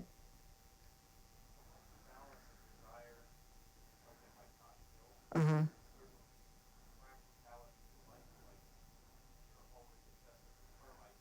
Exactly. Sure. Yeah. That's right. No, exactly, I know. No, well, first of all, the termites and your example are different, two different examples. Let's just forget the termites for a moment. Your example is not complicated. That means if you've got a pure motivation, the reason you became a policeman, let's say from a pure point of view, was to help people, to protect people, right? That's valid. That's called compassion. Like I might have mentioned, I don't know if you were here yesterday or the day before, I got this friend in Australia who's a policeman, and he looks like a gangster. I mean, people wouldn't let him into the, we went for lunch at the pub, and they wouldn't let him in. He's a very tall, big, massive guy with tats, So they wouldn't let him in. But he's a really compassionate, kind, soft, gentle human being who was sitting at the desk for ages, but he wanted to go back on the street again. He works in a really rough city in Australia. He really, and he's genuinely compassionate, and he's very intensely rough, but because he's got wisdom and not panic and fear, which is often what happens. All these stories you hear these days about, shooting, it's because we all have massive fear. When you're driven by fear, you just lose the plot, don't you? You know that. But if you're driven by compassion and a genuine wish to protect generally, but that has to include compassion for the perp. It has to be. That's a powerful point. And like my friend would talk like that. You understand? And even if they're maniacs, still you have a wish to protect them from harming others for their sake. That's a massively important point. And that's not an impossibility, is it? It's like tough love as a father, Do you understand? Then it's a valid action. You can't say it's not. Because the motivation, even like in the case of, let's say another scenario, having a mouse in your kitchen, and you see the mouse is suffering, and you have compassion, and like the world thinks, oh, well, I must kill it for its own sake. I want to stop it suffering. The Buddha would argue with that and say, well, no, there's other things you could do. Because unless you're really certain that it's going to take another decent human rebirth in the next life, which is the Buddha's view, of course, then you're not helping it at all. You're putting it from the frying pan into the fire. But you can still be motivated by compassion, even if you're not so wise. Then that motivation of compassion completely changes the character of the action for you. Do you understand my point? It's a logical thing. You meant well, Do you understand? And the same way you meant well not to kill, but someone got killed, then you can't say you created negative karma. You can't say it, because you really did not mean to kill. You wanted to help, and you missed the, So the motivation is the key. Nobody else has to see it for it to be that karma for you. So it's not an impossibility. But the termites one is a different discussion. Because, it is a real point. I mean, we know there's just rats, cockroaches, all these creatures who are dirty, who are whatever. It's not an easy one. Because, your compassion isn't for the termites, is it? It's for your wife and your kids and yourself. So the Buddhist idea would be to do everything you possibly can to find alternative means. And I think if we open we're very intelligent in our culture. I think we open our minds, we can find alternatives, to do everything in your power not to harm. But even when you don't intend to, the Buddhist view would be that just by existing, we harm each other. Just by driving cars, we're slaughtering, Do you understand? I remember, I always tell this story. I go on about the fundamentalist vegans and vegetarians. Maybe some fundamentalist vegans and vegetarians here. I'm not being sarcastic, but who get a bit political, and run around lecturing people. That's what I meant by fundamentalist. Okay, so one time I was in this shoe store in Liverpool, in England, and I bought some kick-ass cheddar, right? So then, of course, the fundamentalist vegans, including my friend Nick Rinpoche, who might be listening right now, who you know here, he didn't say much, but this one woman, how dare a Buddhist nun eat cheese, blah, blah, blah, giving lectures, right? So I didn't want to say anything political, but I'd always wondered how many bugs get killed on the road. Because you see, I think among vegans and vegetarians, again, the fundamentalists, okay? I'm not saying I'm not one of them, but yes? What, darling? When? Oh, I see. Darling, very funny. So anyway, I did a research, and I Googled, and sure enough, one Dutch guy has done some research that just per number plate, per kilometre or per mile of one car, I can't remember, it's like trillions of creatures get slaughtered every day. So I think, unfortunately, when it comes to, the Buddha's saying just by existing we slaughter. It's a fact. But we don't like to, it's like inconvenient to think about it. Because I think we're so attached to food, we always go on about the ones that we eat, But the fact is, just by By driving, you're slaughtering so many creatures. So you can't avoid it. But all we can do is have this. The Buddhist point is start with the wish to not harm, the true, sincere wish to not harm, to try to motivate every action we do to not harm. That's pretty profound. At least even though we still harm, we can't help, at least we purifying our own mind and becoming a better person and be more conscious as we develop. You understand? So then I put that story on the Facebook, and then she said, "Oh, you mean we shouldn't drive cars?" I didn't say anything. I refrained from saying vegans and vegetarians drive cars. I didn't say that. Then I found another story, which is an even more interesting one. This scientist in Victoria, in Australia, I think he was fed up with the fundamentalist vegans and vegetarians too. And please, okay. So he wait, no, I'm talking. No more, shush. I don't want you to say anything yet. I haven't finished my story. Sweetheart, later. So, there's this wheat field. This must be all over the world. A wheat field. And in the off-season, when there's no wheat growing, millions of cute little field mice gather. He had photos of them. He said they sing love songs to each other. And of course, when you have to plant the wheat, what do? You've got to slaughter the millions of field mice. For the wheat, for the 20% for the bulls, for the meat eaters, and then 80% for the vegans and vegetarians. So you can't avoid it, which doesn't mean you get cynical and go, oh, well, it doesn't matter. It's just getting a bigger perspective, that's all. It's an important point. So what I'm getting at, the broader point is, just by existing, we harm. So all we can do is develop this wish not to harm, individually, each one of us, I think by giving an example, etc. Do our best, And the more wisdom we get, the Buddha's view, the more intelligent we'll be able to be in ensuring we don't harm. Do you understand? But the termites and the rats and the cockroaches one is quite difficult because you're gonna, yeah.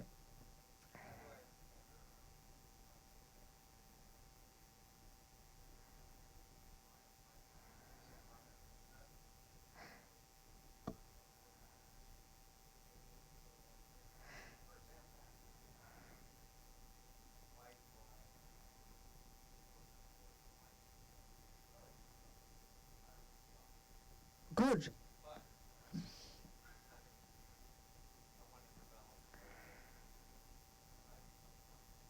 Yeah, okay, yes.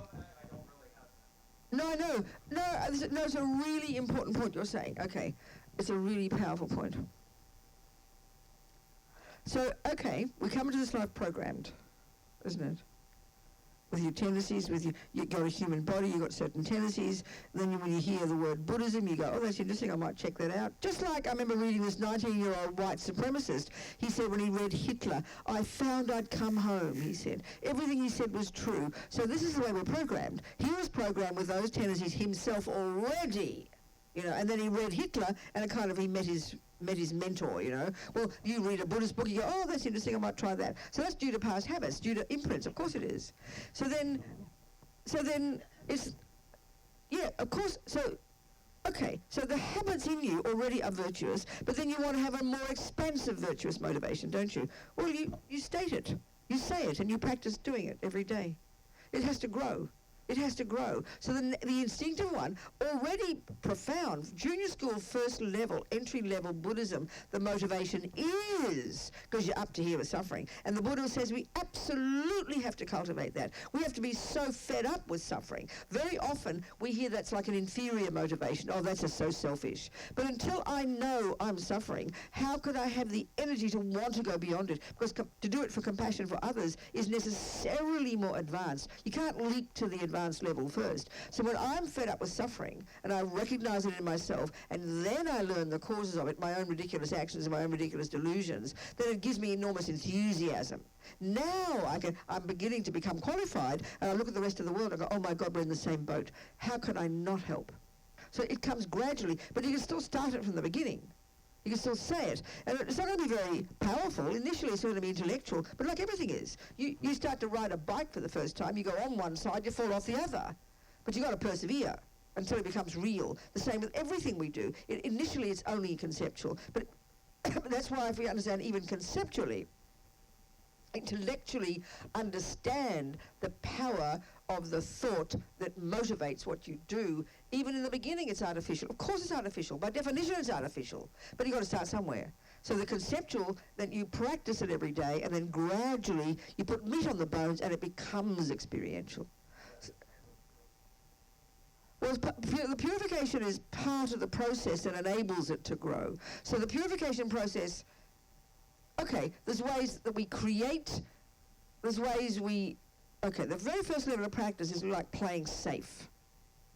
It's not, the first level of practice in the wisdom wing, which is all the Buddhism, okay, is where the first level is controlling your body and speech, and the next one, like I call junior school and high school, that's where you begin to work on your mind. This is the wisdom wing, and this is the whole level of practice here is known as the practice of the morality of restraint.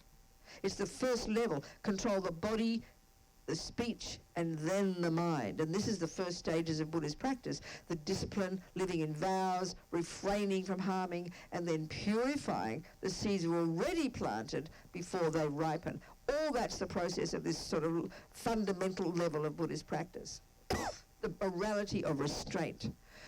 Given that we're driven by crazy delusions, so we're harnessing our crazy energy. So then we progress more and more, and now we can go to the compassion wing, and we can practice the morality of benefiting others. It's necessarily more advanced, but it's based upon wisdom.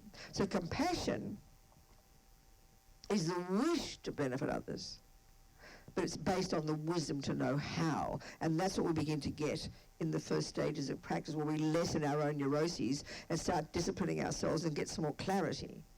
Do you understand? So it's progressive. It really is progressive. Logically, you've got to know your renunciation is what they call the first level of realizations, which is the first stages of practice. You renounced suffering and its causes, and it's got to be very heartfelt, deep, and it grows. Then on the basis of renunciation, you use the same logic to look at everybody else and go, oh my God, look at them suffering, exactly the same reason as me. So in fact, compassion in Buddhism, you can't have it until you've got some level of renunciation. It's like if you've never, no, anyway, you understand. It really is progressive, and it's so important to remember that. And it's got to start with the thoughts. You've got to start with the thoughts. There's nowhere else to go. Start with conceptual, and that grows, becomes habitual, becomes experiential. Just persevere. See the logic of it. Persevere, Do you understand? Yes.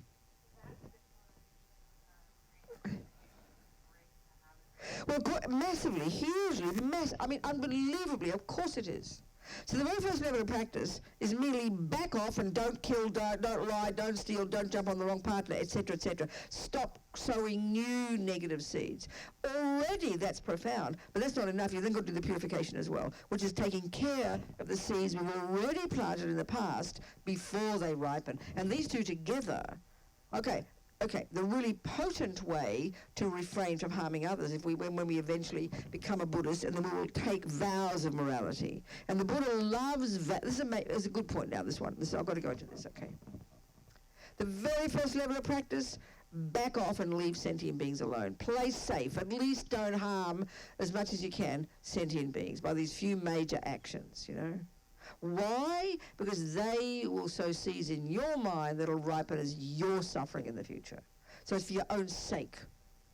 Then, once you say commit and you want to become a Buddhist, then you take your refuge, and then you might take the 5 layperson vows. Now, Buddha loves his vows. A vow is a decision, a conscious commitment to refrain from something. So they talk about the vows. Lama Zopa said one time, this is Buddha's teaching, okay, that, you can have one person doing bucket loads of practice, but doesn't have a vow merely to not kill, this fundamental one. And you have another person who's merely got a vow not to kill, but not doing much else. The power of vows, according to the Buddha, is such that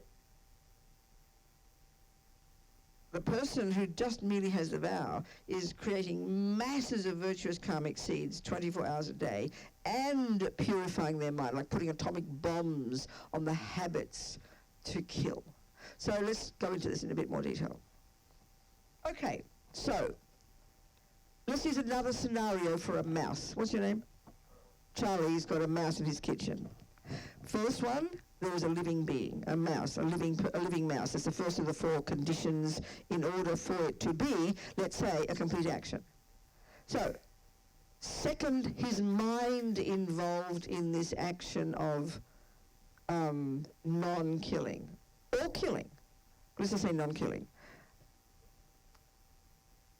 The first part of it is recognition. That is the mouse. Well, he doesn't see the mouse, so there can't be recognition. The second part is intention. I must not kill that mouse. There is no intention. He doesn't see it. Motivation. There can't be a motivation. He doesn't see it. So the second part's completely absent. In other words, he doesn't see a mouse. So his mind can't be involved in it. But he puts his foot down and the mouse just somehow gets away. 3, the action. And 4, the mouse gets away. That's a mouse in fact was, or let's say he protected it from someone else killing it by accident, by putting his foot there. So say. So there was no intention, no recognition, no motivation, no karma. Clearly, karma starts with the mind. Foot can't create karma, hands can't create karma. Karma starts with the mind. It starts with the involvement of the mind. The mind, and then the body and speech do the actions of the mind. In the same way, let's say Charlie's a poor person on the street, and I'm walking along the street, and I even think I'm not going to give that bloke any money, but $20 comes out of my pocket. Well, he gets his $20, he's happy, but I create 0. You can't say I created generosity. I had no wish to give. I didn't want to give, in fact, but the $20 fell out. So, of course, there's no karma there. There's probably negative karma because I didn't want to give him. But just because he got his $20 doesn't mean I created the virtue. Just because the mouse died, they say he killed the mouse. But he had didn't see it, no recognition, no intention, no motivation. There can't be karma. How can there be? It's kind of shocking because we think, oh, no, there's got to be some bad there. You've got to be naughty a little bit, So, in this room at this moment, we are not killing anything, right? Let's say. Unless you're sitting on a mouse and you don't realise it. I'd accept all the tiny bugs, we're probably killing them, but let's just think. We're not killing anything. Because there's no creature who's standing in front of us that we have to constantly intend to not kill, right? So it's only when we meet the mouse or we meet the ant, then we go, oh, I must not kill it. It's only then the thought, I must not kill, puts a little seed in your mind of non-killing. You with me? So karma has to be the mind, thinking it. So lucky mice, lucky rats, we're not killing them. But we're not intending to. So we're not creating any virtuous karma of non-killing. So this seems a bit abstract to us. But just to get another decent human body, according to the Buddha's teachings, we've got to have bucket loads of rich, intentional, non-killing, non-harming seeds in our bank vault.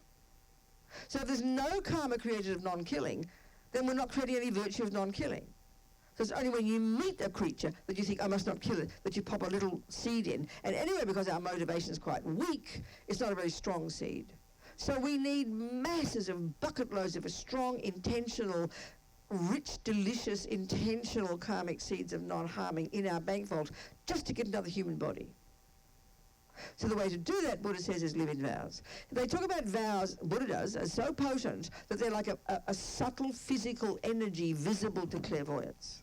And the fact is, when you take refuge, like in my case, I've been given permission to give refuge and lay vows. So I took it from my teachers, who got it from theirs. And if it's valid in this kind of, you're sort of plugging into this power source of unbroken human beings right back to the time of the Buddha. So it's got kind of some energy, But Buddha really talks about vows as absolutely fundamental, absolutely crucial to develop our practice. It's impossible. Lama Zopa says the life we've got now, it is as a result of non-killing. The first karma of getting a human body as opposed to a dog's body is because of our strong non-killing karma was triggered.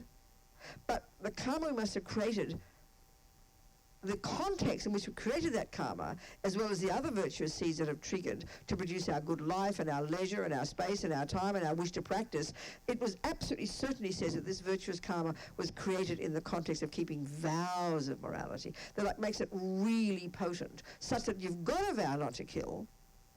24 hours a day you're keeping it, even when you're not conscious. Even when you're asleep. Even when you're having the best fun with your best new girlfriend. 24 hours a day that you're keeping it, you're ticking over virtuous karmic seeds and putting atomic bombs of purification onto the habits to kill. So the other example, like the little boy, the fisherman one, because he'd been in the lower realms, Buddha would say, suffering as a result of killing, that had exhausted itself, like a miracle gets the human body again. But the tragedy is the habit to keep killing is one of the residual results of killing. Whereas another example, as I mentioned yesterday, I think, my friend, Dei Chen, taking the lice out of her 3-year-old son's head, crying in compassion for the lice. Mommy, Mommy, don't hurt them, it's their home, leave them alone, leave them alone. Crying, doing everything he could to stop her from hurting the lice in his own head. He's 40-something now, he's never killed a living being. Well, the deduction here from the Buddhist perspective is he'd been living in the vows of non-killing, such that straight away in this life, no wish to kill. So that's so powerful. So the first level of practice, junior school, you start with listening to Buddha's teachings. You think, okay, I'll try not to kill, lie, steal for my own sake. So important. Then you eventually commit, if you want to, and you take refuge formally, and then you take the 5 layperson vows. And these are said to be just stupendous because they're these potent vows. You can sit back and put your feet up and eat popcorn and watch telly all day. You're creating virtue. Or the power, such are the power vows, that's how they say. Then you go to high school, now you start to get some concentration, you learn about your mind, and now you get to the root of the problem, the delusions, the ridiculous mental constructs. This is the first stages of practice. You get enormous renunciation from this. And so what kind of person would you be? You'd be radiant, you'd be disciplined, you'd be blissful, you'd be clear, you'd be wise, you'd be content.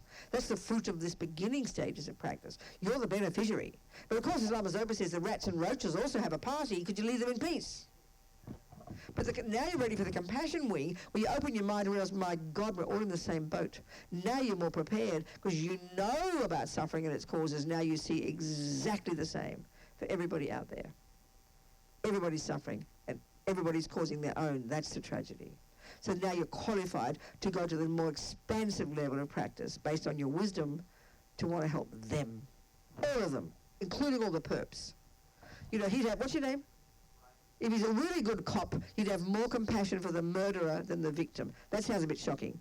But from the bodhisattva point of view, I mean, you wouldn't pat the murderer on the head and say, go away, victim. You'd have compassion for everybody. But when you realize we're all in the same boat, all experiencing the fruits of our own past actions and all creating the causes for our future suffering, then you'd have such compassion. You'd be like a wise parent, you know. You've told them no more chocolate 4 times. Go to your room. They think you're mean and ugly, but you know you're not, you know. So this is profound compassion. And it's based on understanding karma and the delusions. It's like junior school and high school first. Are we communicating? Okay. Yeah.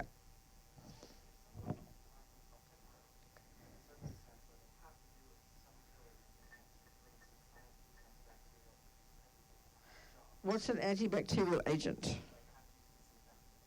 What does it kill? Yeah, but where's the assumption a bacterium is a sentient being? I don't know. I mean, honey, listen, if there's not an atom of space where you won't find sentient beings, if your body itself is a zoo, then even if you're not putting disinfectant, you're killing anyway. So it doesn't follow, but it doesn't follow that a bacterium or whatever it is a sentient being. It doesn't follow. But did you hear me? Okay. But just by eating carrots, you're going to harm sentient beings in your body. But but you're not intentional. You are not intentionally killing sentient beings, are you? You try to, what's this stuff called again? I know, what's this stuff called again?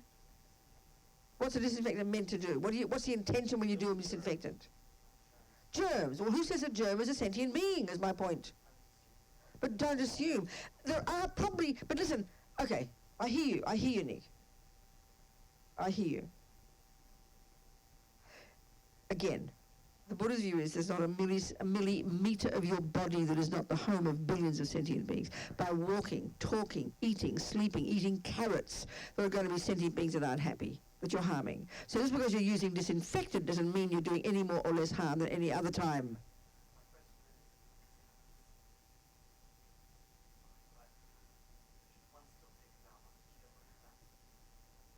But you keep being stuck on the you just seem to want to think that you're killing. You can determine to think that you're killing. You're not listening to my point. I have to start again. Nick, just by existing, by sitting here, you're killing. You're not intending to, are you? Right, but you're accepting it. You're recognizing it. When you walk down the street, you're killing. Do you accept that? When you're driving the car, you're killing, aren't you? When you put disinfectant on, you're probably killing. But it's not different from any other thing you're doing. So you don't have the wish to kill. You don't want to kill. You don't want to harm. You try to be conscious that you're harming others all the time, but wishing not to, try and have compassion and doing the best you can to disinfect so you don't give people germs or whatever. But it doesn't mean you're killing sentient beings. It doesn't follow any more or less than eating carrots or walking down the street. So have a pure wish not to harm. You've got to have this constant wish not to harm. And if you do meet a being that you can recognize as a living being, then try not to harm it. But some are so tiny. I mean, under our arm is just like a zoo. But we can't see them. I mean, look at they make us buy all those sprays, They talk about dust mites. There's billions of creatures, but they're so tiny you can't see them. Do you understand? Okay. What else? Yep. Yeah. Yeah, of course you did. And I get strung up on trying to understand what the karmic connection means. Oh, darling, not complicated. We take the view of karma. That deer that you kill, you've got a really personal karmic connection with that creature. It couldn't be random. I mean, who do you think the deer are? The past hunters, what else? Well, who do you think, I mean, the raped today is the rapist from the past. The rapist from today is the raped in the future. The deer getting killed is the one who killed. I mean, speaking simplistically, but this is the logic of this view, nothing happens to any sentient being who didn't create the cause to experience it, happiness or suffering. So clearly, you've got a personal karmic connection with these beings. So then in terms of, I know we haven't gotten there yet, purification practice. Yeah. Okay, we haven't done it, too. It's 10 to 9 again. Got to keep getting to it and I forget. So we better go to it now, haven't we? We did it briefly. So here we're talking, every millisecond that we're existing, we're creating karma. Because our mind's involved, it's all a process, it's all on autopilot, so we've got to unpack it and really analyze the whole system, So here we're talking about the first level of practice is at least refraining from harming. And now we've got to take care of the seeds we've already planted in the past and get them before they ripen as suffering. It's logical, isn't it? So you've got to stop sowing new seeds in your ground, and you've got to start putting stuff on the seeds to prevent the ugly ones from growing. So there's roughly it's all the mind, it's the same, it's the mind involved, and there's 4 steps. We did go through this. This is the process. This is what purification is. The first one is acknowledging that I did it. So given that my mind is beginningless time, given I've had countless rebirths, Buddha says, I might as well just go, okay, I regret anything I've ever done since beginningless time to harm any sentient being. Not bad. So, and you have to ask why. Why would I regret? This is the crucial point. The reason I say I regret it is because what an idiot I was. I didn't realize when I did that killing that I'm sowing seeds in my mind that'll ripen as my future suffering. What a fool. It's like for me when I used to smoke all my cigarettes or smoke all my marijuana and take all my acid and take all my speed. My worst, when I was on lots of speed, I was just smoking 80 Marlboros a day. 80, not all the time, I promise. 40 was normal. But anyway, I didn't realize then it was could cause, business cancer. I didn't get cancer, luckily. But I didn't realize. So it's like out of foolishness. You didn't realize. My God, what an idiot. I can't believe I've smoked all those cigarettes. So regretting is like a wholesome attitude of acknowledging what an idiot I was. I didn't know I did all those dumb actions that will cause me future suffering. So it's not guilt. It's not I'm a bad person. It's not like, oh, I'm going to get punished. It's a kind of a wake-up call. What a fool. I don't believe myself. So it's kindness to yourself. It's like compassion for yourself. First step. That's regret. Very practical. Are you hearing it? Then you go to the second step, and now whom can I turn to for the medicine? Like you think of the Buddha, he's like the one you rely upon, whose methods you wish to use because you heal yourself, you purify yourself. The second part in that second step is now you have compassion for those you've harmed. So you think of the deer, you think of the fish, you think of whoever it was, this life, and not to mention other times, I always think of the abortion I had when I was 23. Just an example. beings you've killed, the fish, whatever, and you realise now for their sake, you're going to regret for their sake. First, it's like you've got to be compassionate for yourself, which is like the wisdom wing, it's for your own sake. Then you're going to have compassion for others, those you've harmed. The third step is you do some kind of practice, and there's different things we can do, lots of different things. Practice to do that purify. And the fourth step, as one Lama said, the most important, the determination not to do again. Sort of logical. If you just ate the wrong food, God, what an idiot, I can't believe I ate that poison. Quick, whom can I turn to, to give me the method? 3, you apply the antidote, and 4, you vow not to take it again. So it's a very logical, psychological process. That's the essence of it.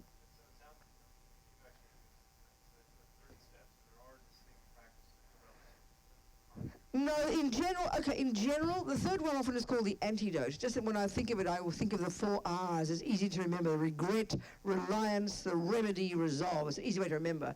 But the third one is often referred to as the antidote. So in an ordinary day-to-day life, if you regret lying, then the antidote in a day-to-day life is to tell the truth. The opposite. Just do the opposite. Clear. If you kill, save lives. Go buy a bunch of worms, a bunch of bait. Go help sick people. That's an obvious antidote. It counteracts the tendency to harm. It's obvious, it's logical. If you play the wrong note on the piano, you play the right note, it counteracts it. If you're driving in the freeway into the wrong lane, you better get quickly back into the right lane. It counteracts it. It's very logical. But here, in the Tibetan Buddhist tradition, there's this particular practice of visualization of a certain Buddha and a certain mantra that's said to be really potent medicine. You understand? If you do it in your evening. I mean, Lama Zopa says we're insane not to do this practice every day. And the fourth step is this determination to change, not to do again. Do you understand?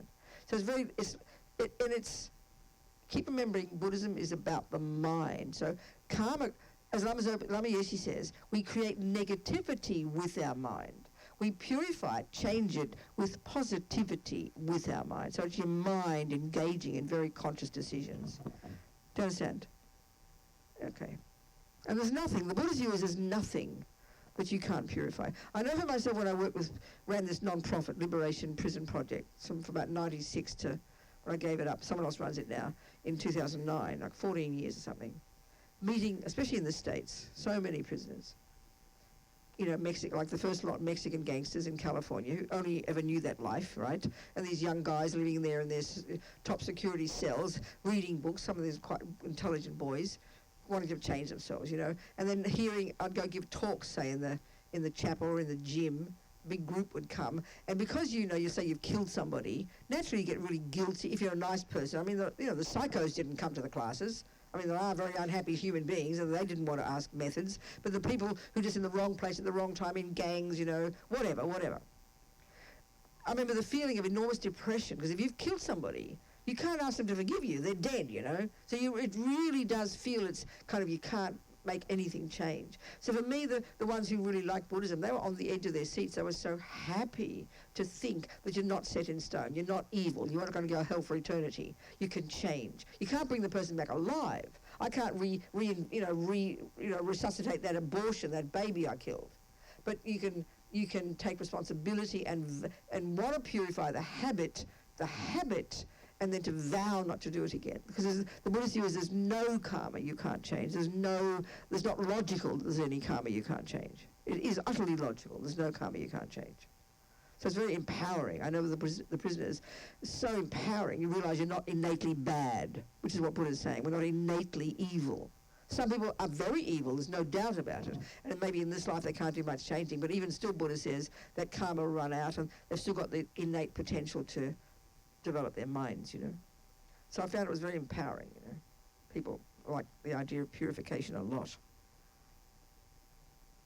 Any questions about it? More questions? I think.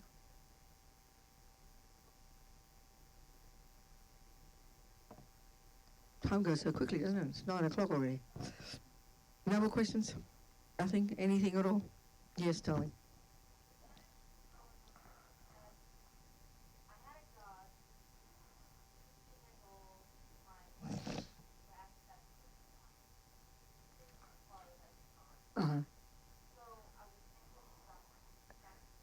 That's right, exactly. Your motivation was that. No, okay, no, that's just...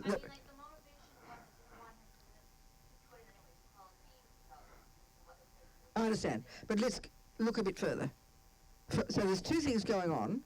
There's you and the karma you create, the seeds you plant in your mind by doing a certain action. Do you understand? Then there's the dog. What was your dog's name? Milo. Okay, then there's Milo's karma. So then the fact is, if we're talking here, the Buddha's view would be that when you killed Milo, Milo's consciousness would continue and take another rebirth. Okay, that's the Buddha's view, right? You with me? You're hearing me? Okay. So now, in general, if you have to make a decision where it's likely there could be a dire result, you'd have to be very cautious, wouldn't you? Like if you're going to send a kid across the road, but you don't know if any cars are coming from around the corner, you wouldn't take the risk in case, in other words, if there's a possibility the kid could get knocked over as a dire result, you'd be very cautious about the decisions you'd make, wouldn't you? If I've got a really serious headache and you really have compassion for me, and you have compassion, and you really want to help me, but you kind of forgot which pill was cyanide and which pill was aspirin, you wouldn't take a risk, would you? You would rather me have my headache. You wouldn't want to play Russian roulette with my life. Do you agree? Well, that's the Buddha's view, is what you played, not trying to make you guilty. If the consciousness of Milo does continue, then you're playing Russian roulette with Milo's karma. So in other words, the wisdom you need, the wisdom about the pills, you've got to have confidence it's the right pill. You've got to have confidence before you send the kid across the road that there's no cars coming. You've got to be confident here, in this case, for Milo's sake, that when it dies, you've got to be confident a virtuous karmic seed was triggered, and when it leaves its body, it'll get a nice human mummy, and it'll meet the Dalai Lama and have a nice spiritual practice. Then you can say you've got wisdom. So not only did you create virtue for yourself by meaning well, but meaning well is not enough for Milo. You've got to have wisdom. So that's why the Buddhist view is you try not to kill. You meant well, but meaning well is not enough. You meant well when you gave me that cyanide, but thanks a lot. Are you hearing my point? So it's not an easy thing. So then, but we tend to have this assumption, I think, with animals, that either you kill it if something goes wrong. So of course quality of life is gone. Well, so is your grandma's quality of life, which is now euthanasia is more and more kind of happening, isn't it? But the Buddha's idea is because it's not because you shouldn't kill. If you've got wisdom and you see the mind of Milo and you are confident, which means you've got to be clairvoyant, and that's not wisdom most of us have, then you've got to play safe for Milo's sake. And so yes, it's suffering, but you know that Milo adored you, and you could have made Milo safe. You could have maybe given a little pill, put it in a safe place. It really trusts you. It will be peaceful, and eventually when the time is right, it'll die. But you love it as much as you can and protect it from more suffering. But because we have an assumption that Milo is finished when it's dead, then of course that's why we have euthanasia, isn't it? So we've got to think about this. Do you understand my point? It's using wisdom. And yes, suffering is not good, but it's just part of life. But if you do everything you can to help your grandma, to help Milo, and then even that suffering itself can be purification too. Because in general, every millisecond of suffering you have is the fruit of a negative karma. That you just finished it. So it can be helpful for Milo. And the Buddhists, we would have, like, say, mantras in its ears so it can hear it, so it leaves imprints in its mind. There's many things you can do to help it be peaceful. Do you understand? Yeah, that's the Buddhist view. Yes.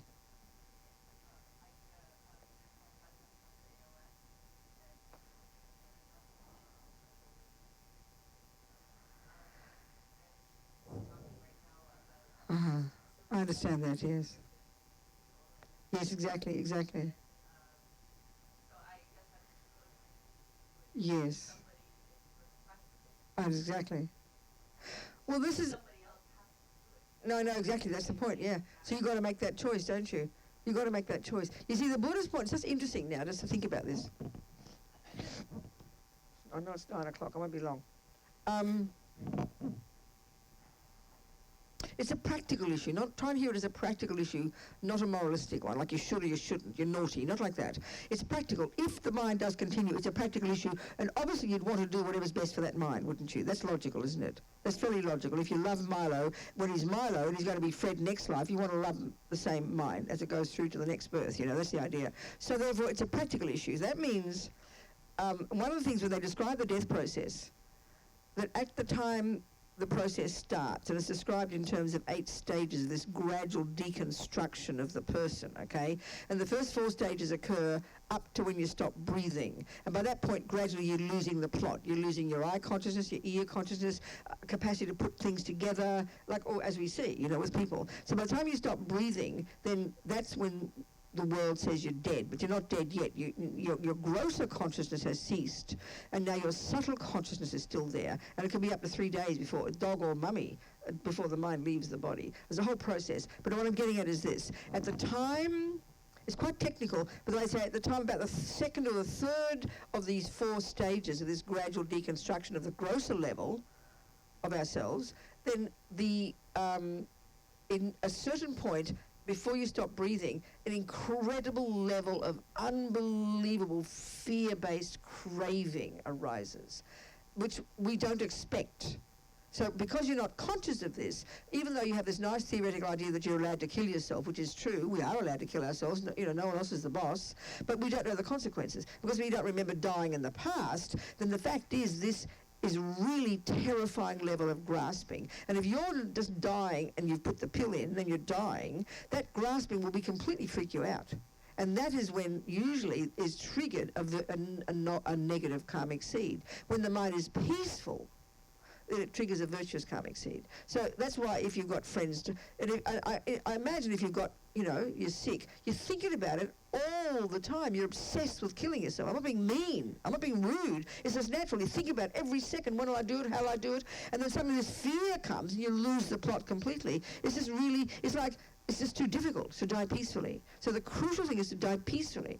So if you're helping a person who's dying, the Buddhist approach, you're helping them be optimistic and be loving and be kind, not to force death to come. You're not constantly thinking about dying. You're trying to think about living well and being peaceful. You make the room really conducive. You say prayers for them, mantras, whatever, the Buddhist view. You try to make them you make them feel happy, not anxious, not freaked out. So when the death process starts, they're kind of ready for it. Whereas I'm just trying to think myself, imagining, preparing for your death, going here, thinking about it all the time, and then suddenly this fear arises, which you didn't expect. You'll completely lose the plot. So it's just dangerous in the way the Buddhism describes the death process. It's not being moralistic. Do you understand? It's not an easy thing at all, And the fact is, everything your mind is thinking, if you're all the time thinking about dying, it's just look at the imprints in your mind, Such heavy imprints, instead of thinking about your good life and trying to be virtuous and trying to be peaceful and saying a few mantras and being peaceful. You understand? It's very interesting. What else? Something, that's enough. So what have we got tomorrow? What's happening tomorrow? Oh, is it? Will just be more of the same, I'm afraid. I'm sorry. Just going into more depth. What can I say, This is Buddha's teachings. I kind of feel like a bit of a fraud, actually. I keep saying the same things, So we'll go into more deal about emptiness, about all these wisdom teachings will lead us to emptiness, and we'll go into the compassion teachings more as well, and more about karma. We might do the meditations and things like that, if you want to come. Okay, thank you. So we just sing our 2 little prayers, little dedication, and saying all these seeds we planted, because as many moments as there have been, there's as many seeds we planted, just naturally. But we don't remember 99% of them, but they've gone in, so we nourish these seeds from this moment forward, so they do develop in our marvellous potential, no matter how long it takes, for our sake and the sake of others. And the second little prayer, may bodhicitta, may this amazing level of, compassion, etc., grow and grow in the hearts of all. Kewaji nyududar Lama Sangye Drub Gyurne Drowa Chikyang Malupar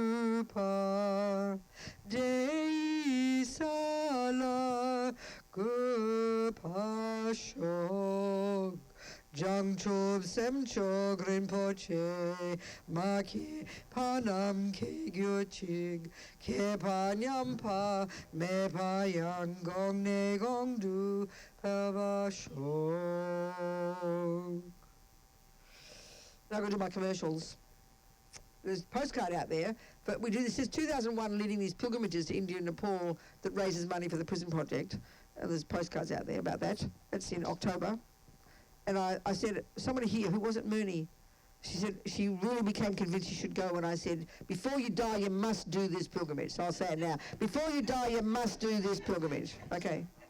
That's the first ad. And the second one is this CD down there that raises money for my Bodhicitta Trust. It's me singing. I was offered to my mum. She taught me to be a classical singer, you see. Then she died like 60 years ago, so she must be so happy now I'm making use of her training. That's CDs out there, devotion. And 30% goes to the shop as well. That's my advertisements.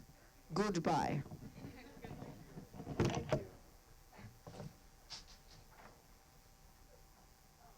Oh, also, I should advertise this one too. The gala. The gala. How do you say it? Gala. Oh, you don't really, do you? Special fundraising event at the Kurukulla Centre, Saturday, April 14. How much the tickets? How much the tickets? $150 ish.